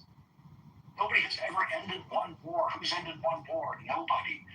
Think of how ignorant, stupid, and completely out of control you have to be to say something like that. Every single person Donald Trump's age remembers how the Korean War ended in the truce between North Korea and South Korea, a truce that holds to this day, a truce negotiated by President Eisenhower. And of course, Republican President Gerald Ford ended the Vietnam War by simply surrendering and ordering the United States Army to flee from Vietnam. So yes, President Ford ended the Vietnam War by quitting, by surrendering. There's more than one way to end a war, and we have seen them all. Republican President George H.W. Bush waged a war against Iraq's invasion of Kuwait in 1990. The U.S. military drove Saddam Hussein's Iraqi army out of Kuwait. And then when the mission accomplished was planned, President George H.W. Bush ended that first Iraq war. Donald Trump was an American citizen for every one of those wars since World War II, but you never know it. And what's hard to tell now is when Donald Trump said, nobody has ever ended one war. Was that the stupidity speaking, or was that the insanity speaking? The problem for a president is it doesn't make any difference. Stupidity is as dangerous as insanity. Have you been negotiating a lot all day? I mean, is that why your voice is... I've been screaming at Iranians all day, yes. A little bit of an laryngitis because of my skin. I've been screaming at Iranians. So we may have the title of the next flying Amazon documentary about life in the Trump business, about Donald Trump instead of Melania Trump. Screaming at Iranians, coming up on Amazon. He's still lying about two things there. First of all, that's just his voice. That's the way he sounds on a good day now. I mean, asking why your voice sounds so weird and awful does seem like a well-targeted question for Donald Trump, who seems to choose a vocal style that he thinks sounds tough guy, I guess. It was not the vocal style he chose in the 1980s or the 1990s when he could be downright soft-spoken in interviews. Donald Trump's voice is a performance choice, just like his hair is a performance choice and always has been. And they are both very weird choices. And the voice is an unbearable choice for most people to listen to. The other thing that Donald Trump is no doubt lying about is screaming at Iranians. I've been screaming at Iranians all day. No, he hasn't. First of all, he doesn't do anything all day, except maybe look at social media and watch TV. And it is more than likely that Donald Trump did not speak to a single Iranian today, or that day when that was taped before they ended it. But if we were to take him at his lying or demented word that he was screaming at Iranians all day, it means he was losing all day in his screaming negotiations with Iranians, which have achieved absolutely nothing as of this hour tonight, with the Strait of Hormuz still 90% closed. Donald Trump is the first wartime president in history who doesn't know what to call his war. I had to go to a war. I had to go and fight into a military operation. Some people would call it a war. Some people call it a military operation. Libertarians could engage in protracted debates about how much deception was involved in President Lyndon Johnson's massive escalation of the American involvement in the Vietnam War. So too, with George W. Bush's Iraq War, did the president lie us into war? Is a question that has been asked both about the Vietnam War and the Iraq War, but no president has ever made it so instantaneously easy to prove beyond a reasonable doubt that he is lying about the reason for his war. So I didn't do that. Right now, you would have Iran with a nuclear weapon. That is a provable lie. That is a scientific.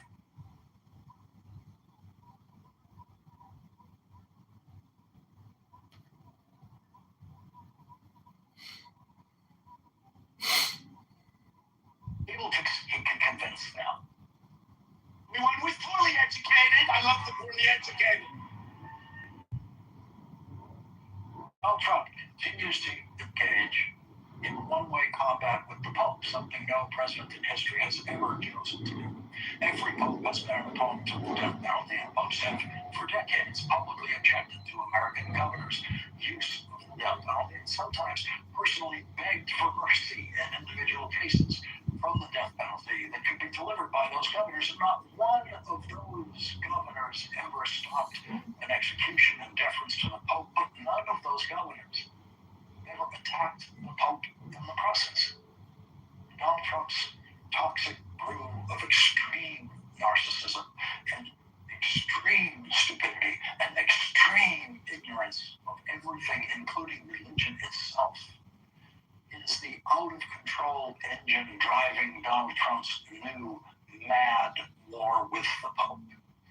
And at 8:34 a.m. today, Donald Trump decided he had the perfect way to get Catholics and all Americans on his side in his crazed war with the Pope by tweeting an image of Donald Trump being embraced in a way we have never seen Donald Trump embraced by a man. Never seen a real photograph of anything like that with Donald Trump. But there is this. There is Donald Trump with his porn star Stormy Daniels, who he tried to pay off for her silence about their sexual encounter that occurred presumably once he took the goofy golf hat off in his hotel room at a golf tournament while Donald Trump's third wife was at home nursing her baby boy, who is now 20 years old and eligible for, but apparently politely refusing, service in Donald Trump's war.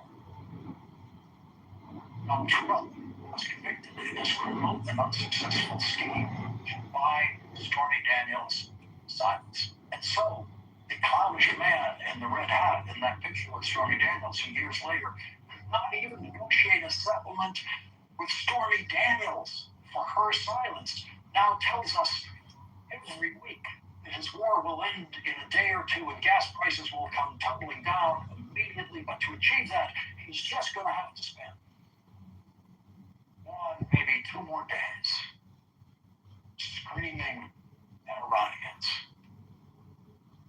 Being on for discussion tonight is Democratic Senator Amy Klobuchar of Minnesota, who's a member of the Senate Judiciary Committee and the Senate Commerce Committee. She's also now a candidate for governor of Minnesota. Senator Klobuchar, I want to begin with the business of the Senate today. Thank you. And Leader Schumer, once again, putting the Iraq war to the Iran war, Donald Trump's war. Here we go. That was very interesting.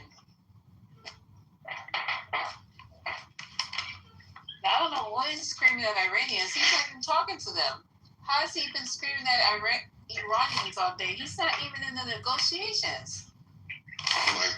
Like we've talked, like Lawrence said, it's lies. So I like how Lawrence's style, where he digs into everything he says and then gives you what the reality of it is. So we just need to stop repeating the lies. What what he said about that is no need to believe what Donald Trump said. Literally no need. And we know he lies. So maybe just moving on from that one because So yesterday, Fox News made fun of your boy Lawrence O'Donnell. And he did say he is rooting for Iran. They call him a traitor, basically. They call Lawrence O'Donnell a traitor? Yeah, they say he's him, and then also they was talking about Thomas L. Friedman, who made a statement that he wants to see Iran go down, but he doesn't want to talk to them. So they was playing clips of Democrats, and then they made fun of all of them. Did you guys already play the part where Lawrence O'Donnell showed the quote from the Parliament, and they said that Trump was a dangerous and corrupt gangster? That was last night's episode. I think Lisa might have played that last night. Oh, Was that last night or last? Yeah, I think that was last night. Yeah, I wasn't sure. I decided today. So. Oh no, you good.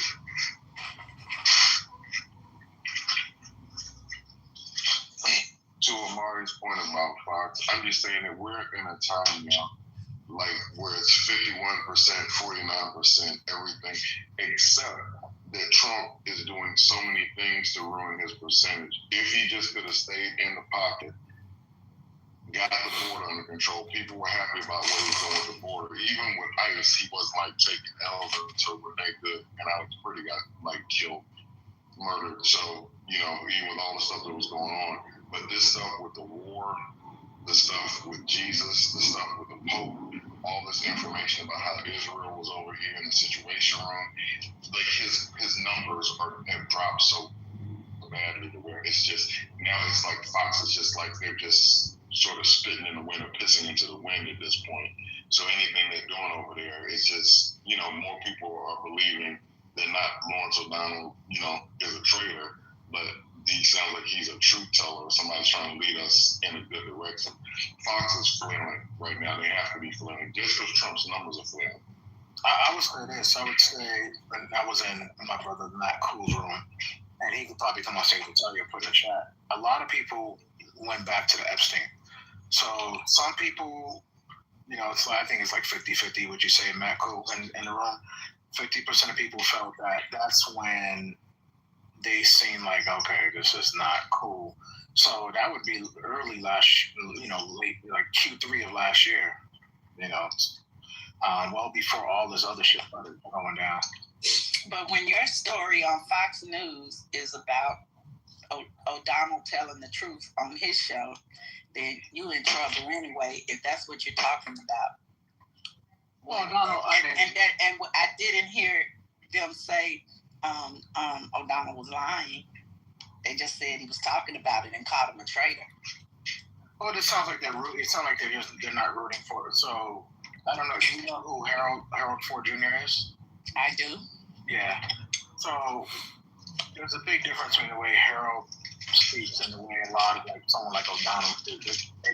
It sounds like they don't root for America. They just root. They're just anti-Trump. Can I just say something? It sounds like they just tell the truth of what's going on. Right. That's exactly what I was going to say. They're just saying the news. It's nothing that he's saying that is not correct, that is a lie. They're just reporting the news. And what you guys can't even acknowledge is that something is wrong with this president. He's insane. Something is wrong with this president. He's insane. And you guys refuse to, you refuse. And Harold Ford was also accused of sexual harassment. He was thrown out of his office as well. Thank you. That's before you were paying. That was before you were paying attention to politics. I didn't just start. But Deborah, does that make him okay? He did that, but does that make him not a truth teller on the side of how he approaches the Democrats? I mean, for the most part, he's still in. I'm saying nobody cares about how. Nobody cares about the difference between how Harold Ford depicts things versus Lawrence O'Donnell. That's all I'm saying. Okay, that's fair. I mean, that's we all have our own opinions, and I respect that. I would say, for me personally, I like the Harold Ford Jr.'s types. I like the people who are a lot more like just say, I want my country to deal with the fact that I just called your president insane. See, there That's he not a goes. lie. True. I mean, like, okay, yeah, that's He's there's crazy. no argument. There's no argument there, Lisa. So That's if why there's no argument there, why don't we get together and do the 25th Amendments? You just want to keep the insane person. No. Okay, so the Republicans are just gonna see how far they can ride the insanity train. Let's contact either Duke. What exactly makes him insane? Are you projecting?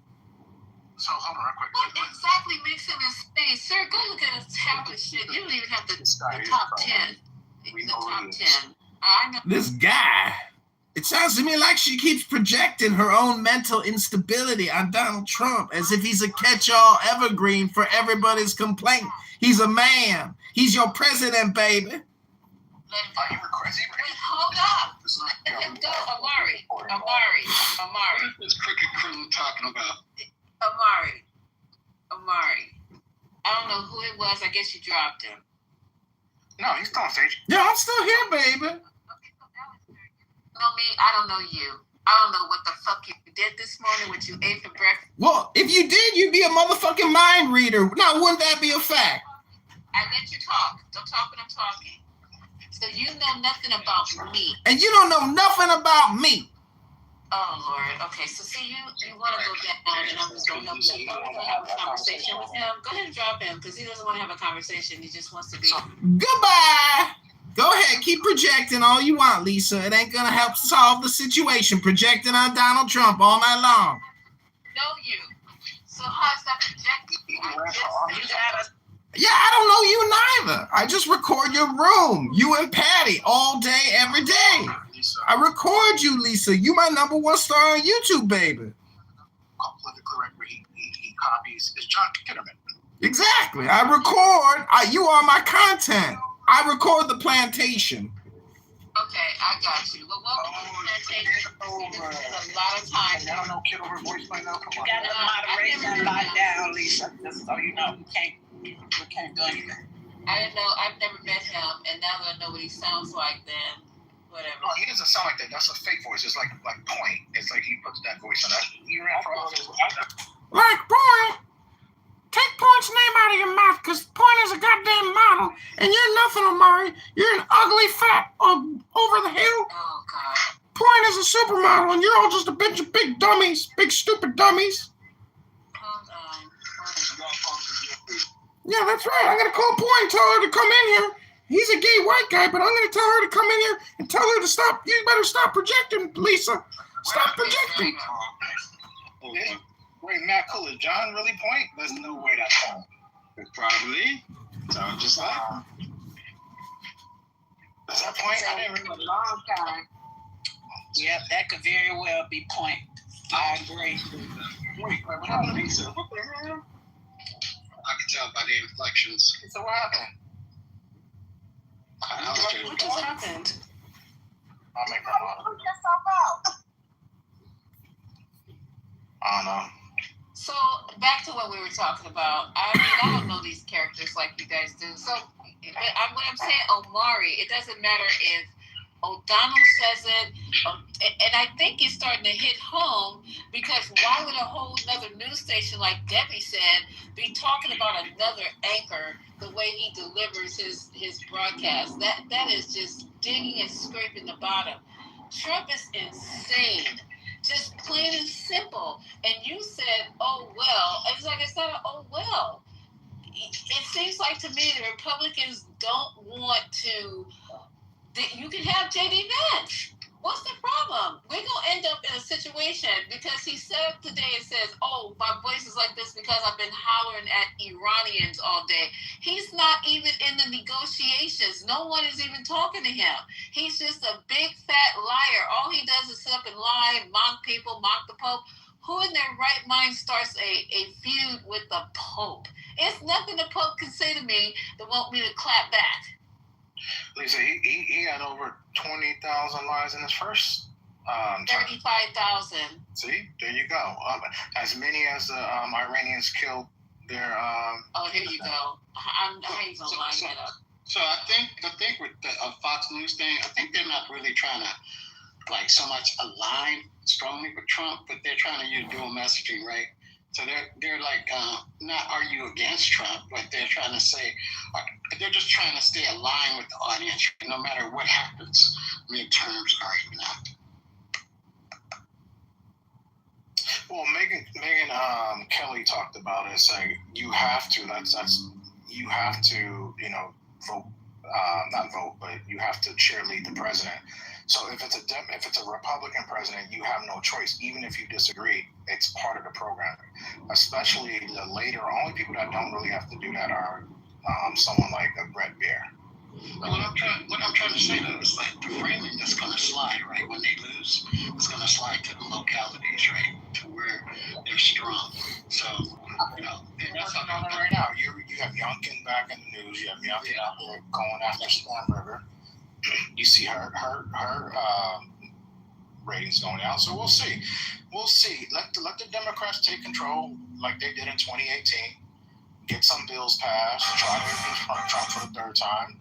If you have anyone like Fetterman that's on there, you let one of those Fetterman types get in, then he's gonna not get removed. But it'll be good for Trump because he's going to be able to blame them. He's going to be able to, assign responsibility for everything on the Democrats and how hard it is for him to get anything passed. I would say he did better on the Democrats. I would say Republicans. I would say from 2017 to 2018, there was no success in the first Trump administration. I would say besides, the Tax Cuts and Job Act, right? If you look at when they came in 2019 and 2020, they worked well together. They got the AMC, whatever that Canada bill passed, the Canada and Mexico bill. And, they even did some other things in regards to the COVID, getting people, help. I think Trump's incompetency just started becoming very apparent, He can't do anything when you have a Republican Party that won't vote for anything. Like, the Senate won't do anything. Like, they won't even pass the easiest bill to pass. They won't even pass a bill on ID, even though they ran on it. He can't get nothing done with Republicans. Is it the Republican Senate or the Republican Party, or is it Trump that's crazy? The Republican Party, I remember towards Trump's end, and I remember this like it was yesterday, where Trump asked for $600 more for a COVID check before he left. $600 more. That's all he wanted, and Donald was like, "Nope, we're not giving $600 more." I was, damn, that's fucked up.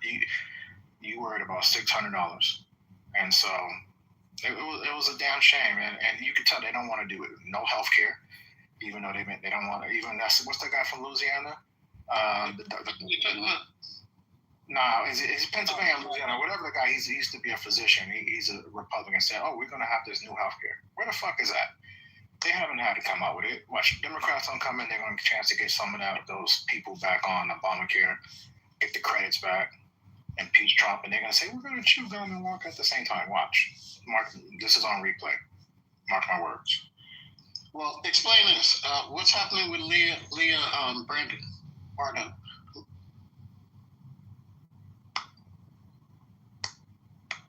I'm not familiar with you said Leah Brandon? Leah Bardon. Or Bardon. The person that left. So Leah Bardon, they left the Trump administration. They were the White House cabinet secretary. So yeah, they're abandoning ship. I didn't know isn't she like some like white lady, or she was like an advisor? Who was she under? Yeah, she's white, I believe. She's white, but she departed. She just left. Yeah. She joined this private company that another good party started. Look, people are gonna leave. That's like they did. He lost. Remember, they used to keep track of. Hey, Patty. Remember, they used to track all the people that used to leave. They had put X marks on their faces. It's going to be the same. So just it's like a bingo card. Just keep tracking it. Bingo card. I'll make you moderator. So What? That's it. But nah, O'Donnell was good. I mean, that was actually pretty good today. Lisa, I gotta give him. He was actually on point today. He, you know.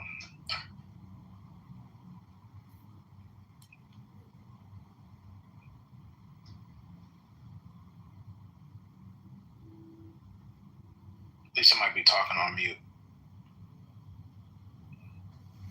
You there, Lisa? All right, well. Hey, Patty, what's up, Walt? Why were you in the audience, Walt? Yo.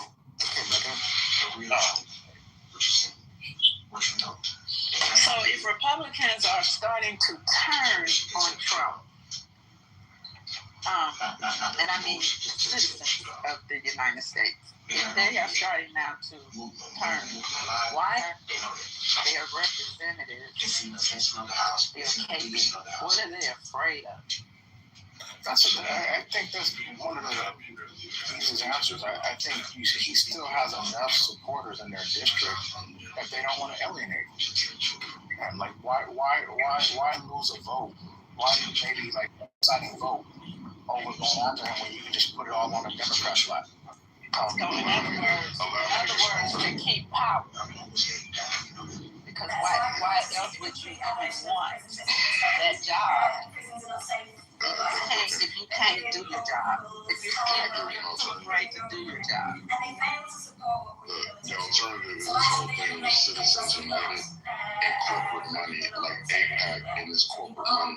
Because Mitch McConnell, after January 6th, Amari mentioned Mitch McConnell, or somebody did, he came out and said this is all Donald Trump's fault. After they were traumatized, all Republicans, they talked about it is on Donald Trump. 1 week later, 2 weeks later, whatever.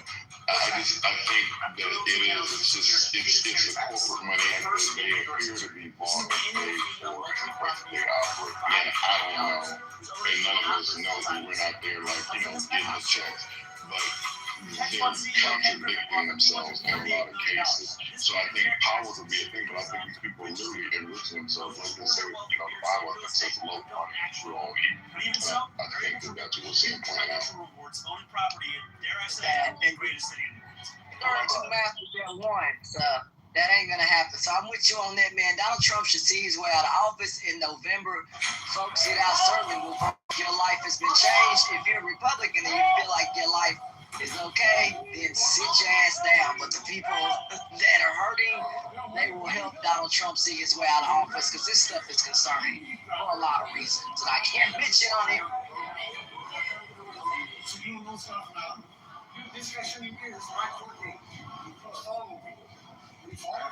Anyone else got any opinion on why Republicans, as of today, haven't jumped on like the impeachment or? I think they're all making money and they're going to enjoy it as long as they possibly can.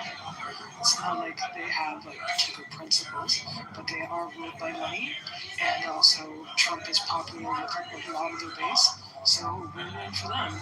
I mean, what do they care about actioning? I think the thing that another point, and I don't know if Omari made it or whatever, but he's starting to lose his base. So like the numbers, and we had the guy that was on that talked about he misses Uncle Joe. We played that video. Like a lot of people they're talking to, even this thing that he's done with posting the image of him as Jesus. There are a lot of people that are starting to get turned off by Trump. They still want all the values he espoused. They want, the borders to be tight. And they want all these things that he wanted, but they don't want him anymore. The fact that they're saying so Loctite, maybe because from a policy standpoint, but I think you're right, man. I think a lot of it is money. It looks like it's money. And you get people like even Marjorie Taylor Greene that like made her exit. But I think Marjorie Taylor Greene had a deal set up post, much like I think Jasmine Crockett had some. I think she was some. Oh no, she was getting her pension. So Marjorie Taylor Greene saying this going into her pension, and then because she's a Trump contrarian and the blue-hatted America First people, Nick Fuentes. Week before last week, held up. He's like, is dead. He held the red hat. He's like, now we're America First. And the blue hat the same when the Marjorie Taylor Greene was. Maybe she had some people behind her, and kind of getting her to start that movement. But I'm just saying that they're staying lockstep with it. But, you know, it doesn't feel very much. So it's probably one of those. Look at Michael talking about red hat, blue hat. I'm so proud of you. So I got a theory, right, that the only way, not the only way, but one of the ways that the Republicans will back impeaching Trump is if they project that these midterms will lose them so much ground that the donor networks will then realize that their money isn't going to get used. And then they'll put the pressure on the Republicans to go forward with it. See, the only thing I'm thinking of left, I think they're making it kill. When you look at like the stock, like they talk about the stock, like the 10 biggest days like come under Trump's presidency with all the tariff and all the market manipulation that's going on. I think they're making a lot of money, like these things with these detention facilities, these ICE detention facilities they were talking about tonight. I don't know the Fulton County Commission, but somebody in Fulton County talking about they want to take prisoners from Fulton County jail here in the Atlanta area, and they want to move with an overcrowded jail. They want to move these prisoners to some of these private facilities. I think in Texas, there's one here in Georgia, and there was another state that she mentioned. So these pay-for-play type of prison situations. Also, some of the people, if you look at the same, I think Patty might have bought that up, and I'm wrong with something. They bought these facilities for like $36 million. And in one case, they sold for like $136 million. So I'm just saying, it's just, I think to your point, when this is over, I think they're trying to like grab some money and sort of run. I just think they're trying to enrich themselves as much as they can. And I don't think there's a way to share anything after this. If they do anything to share, I just think that they just want to get the money, get all they can about it, get the bill. I mean, I understand that they make money, there may be deals or bills that may enrich them. For me, I think a lot of politicians is about power. I think that overrides the money aspect. And if they go against Trump, they're going to lose those Republican voters. It's not their base that they're losing. They're losing the independents that were, or some of these libertarians, or some of the Democrats that said that I'm going MAGA. They're not losing their base. Their base is there. There's nothing out there that's talking about them losing their base. Most of the people that left are not freaking. MJT is not really freaking Rand Paul is not MAGA at all. Candace Owens is a fucking grifter. Once a Democrat, now became a Republican, now she's a MAGA. These people are not MAGA. MAGA is about populism. I was just going to say this. He pulled a lot of disparate groups in to get this election done. Last time around, Kanye might have actually won when they look at like voter irregularities in some of these like swing states and counties. They might have done, but it wasn't like Reagan with caucus. Like he didn't blow the man like blow his mouth. Saying that to say that when you start to talk about some of the people you just mentioned, so Candace Owens being a grifter, she has followers. Nick Fuentes, Marjorie Taylor Greene, the people that he's losing, Alex Jones. These people do have a following that voted for him, and they were part of the MAGA umbrella. MAGA is not the person that MAGA didn't include the rhinos. The base is not leaving for a Candace Owens. How big is the base? The base is 35% of their voting bloc. There's nothing. So we've been talking about this for a while too in the room. There's nothing out there that says his actual base is leaving. They're the ones that make big excuses. Nobody's leaving because Candace is leaving. People aren't leaving because me. Did you see those? You enjoyed. Did you see those interviews in her district? His base hasn't gone nowhere. I agree with the fact that the base, you're never going to lose the base. But what I'm saying is that to win the election in the way he won after the 34 felony counts, after the stuff that we heard him on the phone with Razzle talking about the 11,270 votes, all the things we heard to pull all those people together, people that are going to hold their nose and vote for Trump, those people won't put the base is the base is the base. It's always going to be That's just what makes them, a base. So right, but y'all don't have to say he's losing his base. There's nothing out there that says he's losing it. Now, as far as the American people, the problem with them, why they vote one way and vote another, it's always going to be about emotions, how they feel the economy is going, not actually knowing how the economy is going, not understanding why interest rates jump up, they don't understand basic economy, they don't understand civics, and because they don't understand none of this, when their eggs go up to $8, even before the tax act, it would be impossible. If I can't sell a house for the amount it's appraised for, I don't know why I should get taxed for it. We need a bigger house for a third kid. Pick the sides. I'm not gonna pick the sides. I'm not gonna. What I'm saying is like the problem with the normal voter, the independents, these Democrats that went the other way, is the fact that they don't understand civics. Number one. Number two, they don't understand the economy. They don't understand. They don't understand why my interest rates went up to 10%. You know why? Because there's a whole bunch of jobs. There's a lot of goddamn money out there. So the way the feds try to keep you from spending so goddamn, from seeing so much money out on the economy, is to raise the interest rate. They don't see that. They don't understand that.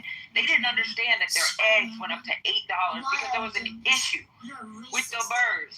Nobody, or the chickens. Nobody paid attention to that. This shit. And Obama made it clear when he came to Atlanta, he said it. He tried to explain to the people, I know it doesn't feel like we have a great economy, but we have a great economy. When your fucking gas was high, you know why your gas was high? People were going back to work. Fucking the war in Ukraine.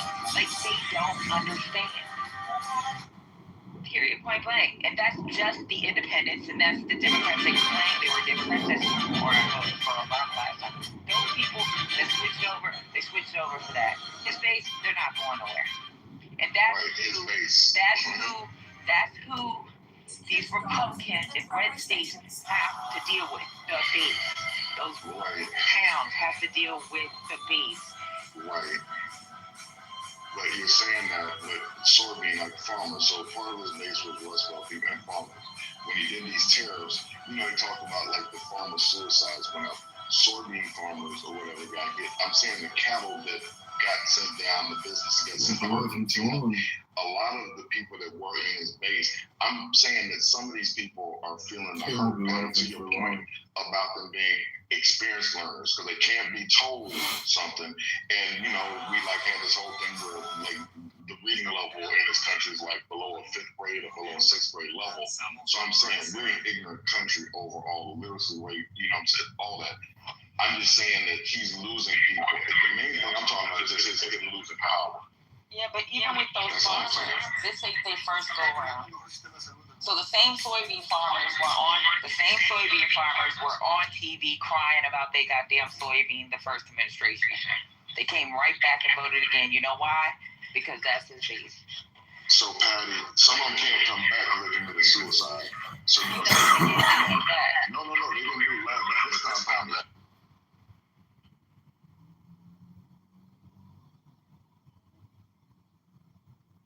He watched. What he, boy?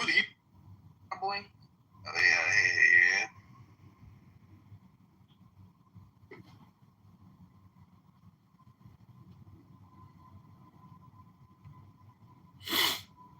So English, mommy.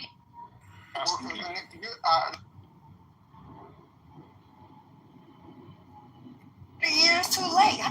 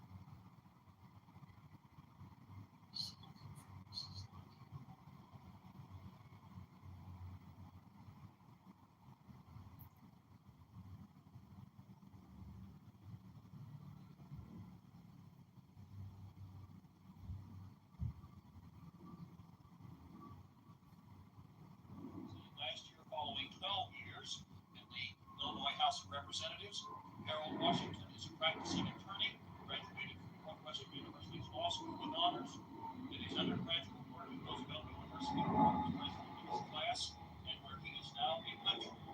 Senator Washington, we have in these interviews learned some very interesting things, and I hope useful things for our viewers, about candidates as they grew up in this city or wherever it was that they grew up. Now, what was your growing up experience in Chicago? How important is it to you now that you're running for mayor?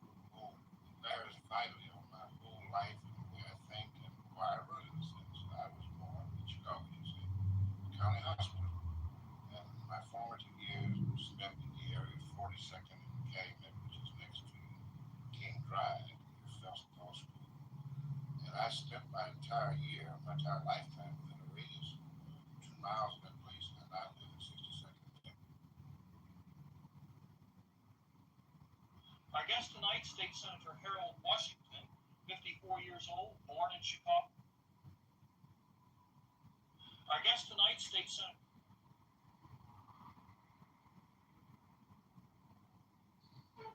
Sue anyone. I lost the endorsement of Chicago's review because I wouldn't say the 2020 election was a done topic.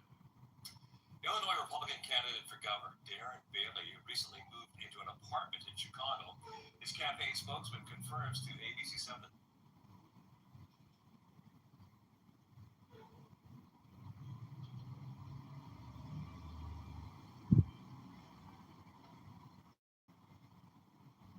Lives in Chicago, man.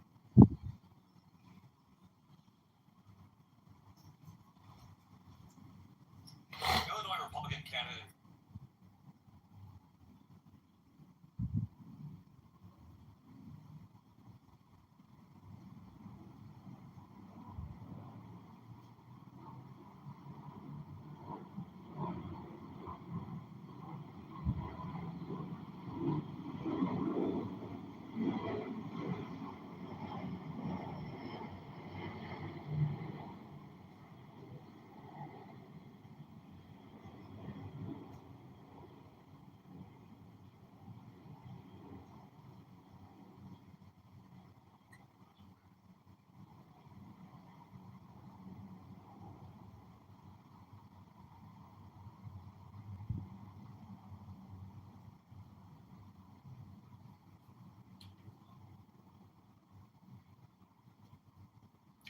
He didn't even show up to the Cook County GOP committee election tonight at More Tits. Bailey for Illinois, impressive Republican leadership. Check. Gonna lose big. Illinois Republican candidate. When I ran for mayor, I said I was going to tax the rich.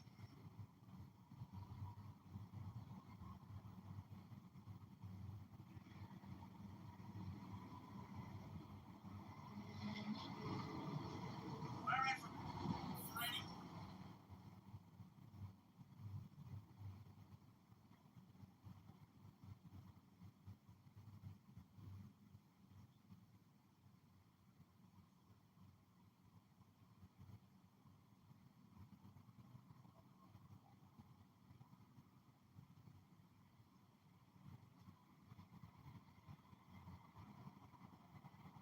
Are you looking? A takeover is illegal in many circumstances, especially when you are talking about large swaths of the downtown area. A public street cannot be taken over without a permit, which these do not exist. And we are. Have you guys ever seen the Persian tap dance? Let me show you.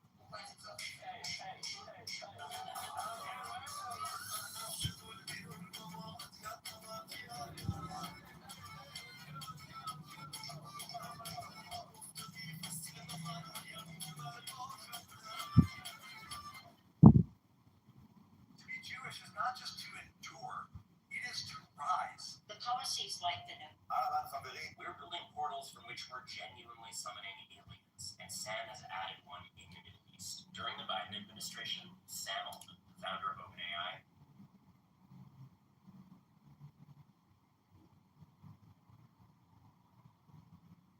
we're building. Were you sexually quite well?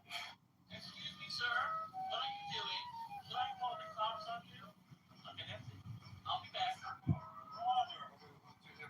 That's me getting the cops sicked on me in Lakewood, New Jersey. So polite.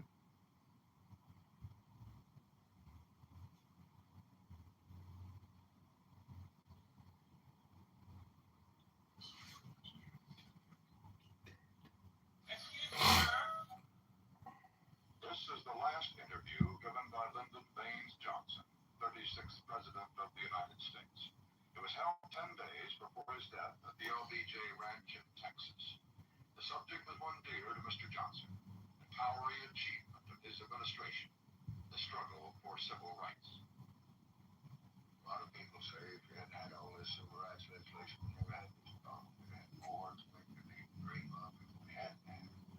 If we've had it with it, you can imagine what we had it. And you said all that. I'm kidding. A month before, the president had come to the LBJ Library at the University of Texas in Austin to meet civil rights leaders, black and white, from all over the country. The library held a symposium to mark the opening of the president's civil rights papers. Of the 31 million Johnson papers housed here, 1 million deal with civil rights.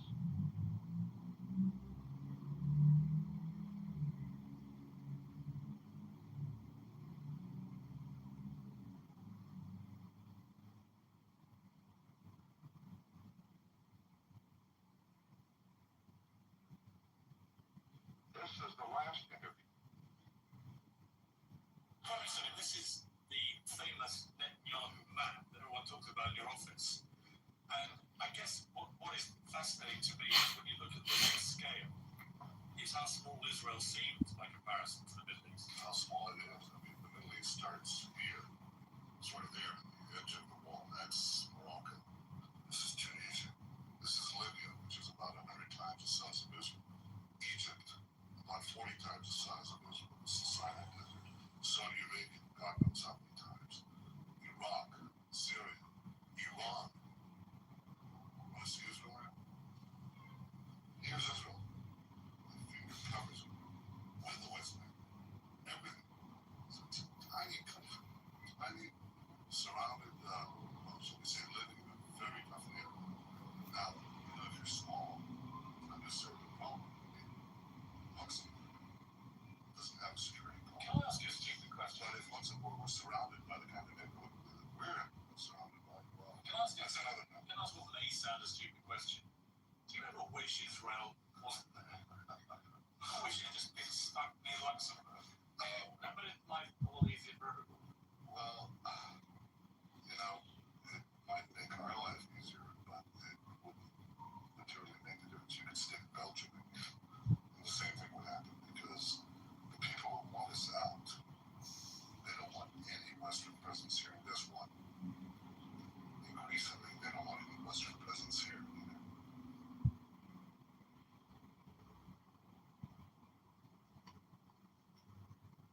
Congressman, in the early 1970s, books started to use phrases like follow your dreams, telling kids, go deeply into debt.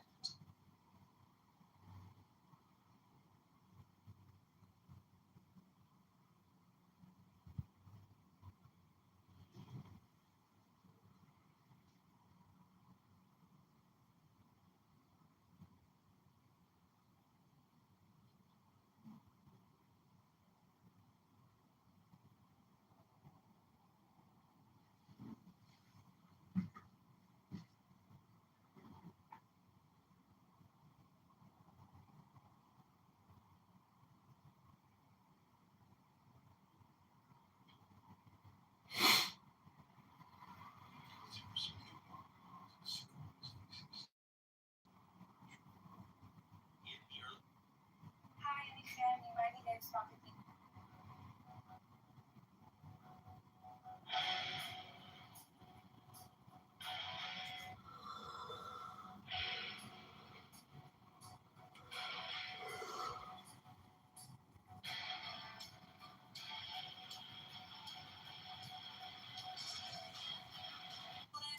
Every device.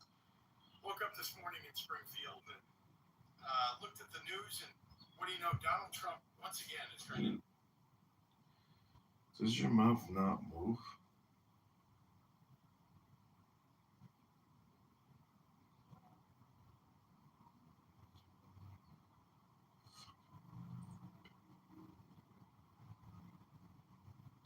Does your mouth not move because you lie all the time?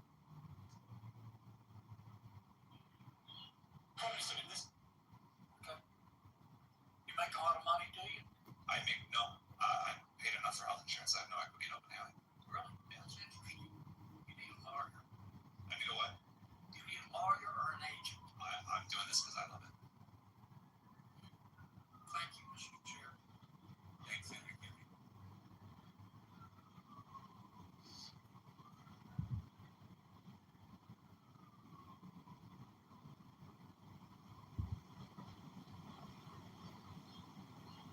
When I ran for mayor, I said I was going to tax the rich. Today,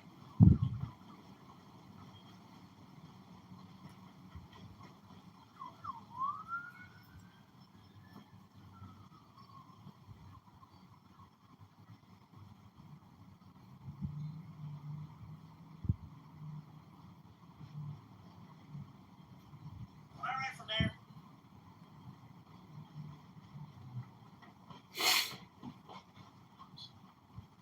mayor, I said I was going to.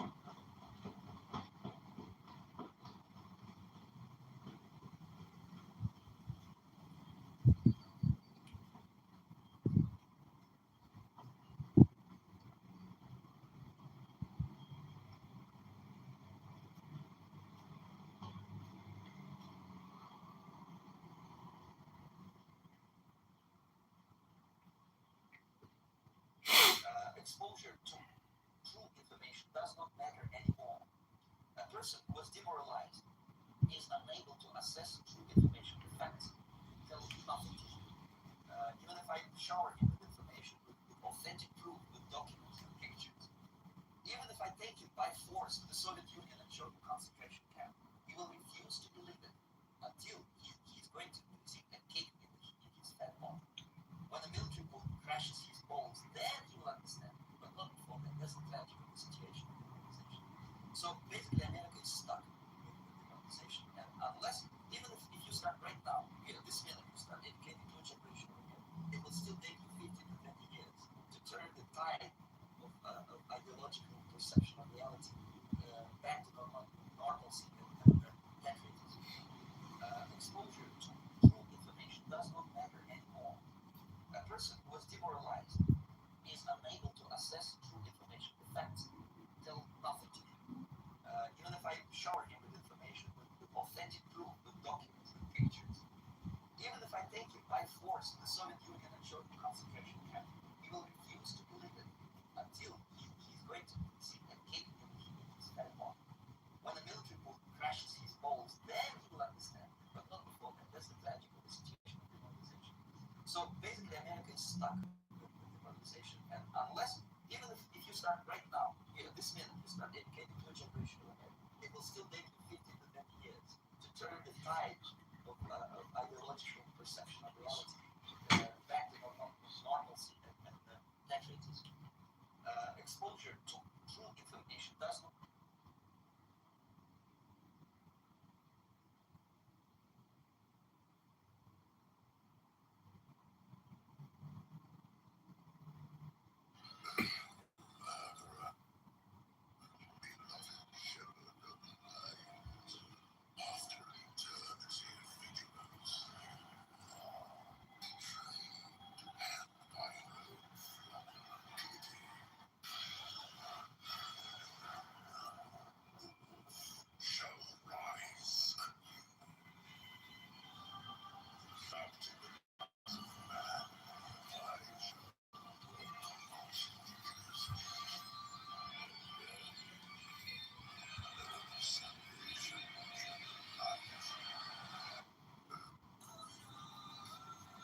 I looked in your cup to see if you.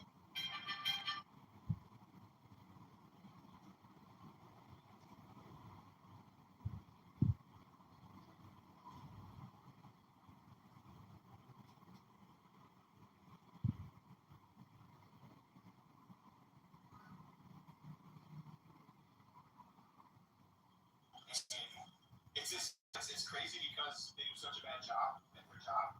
We've probably had like 20 chairs in the last 20 years. So it happens pretty often. It's almost like parliamentary style. But tonight's the night. It's always at right.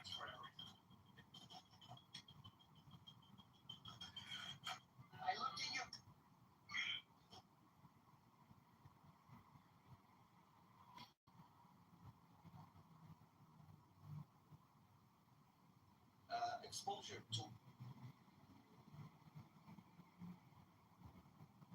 exposure.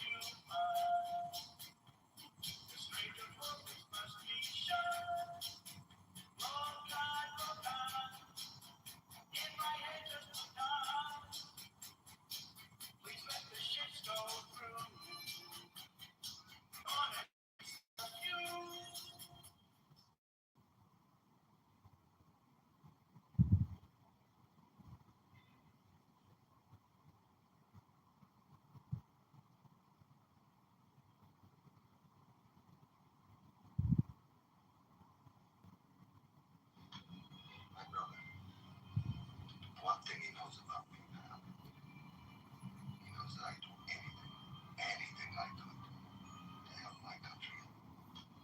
My brother.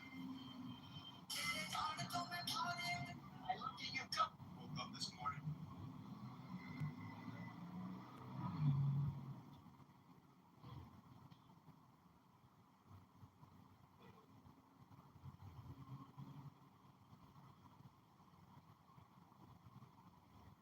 Woke up this morning. If you're a small content creator,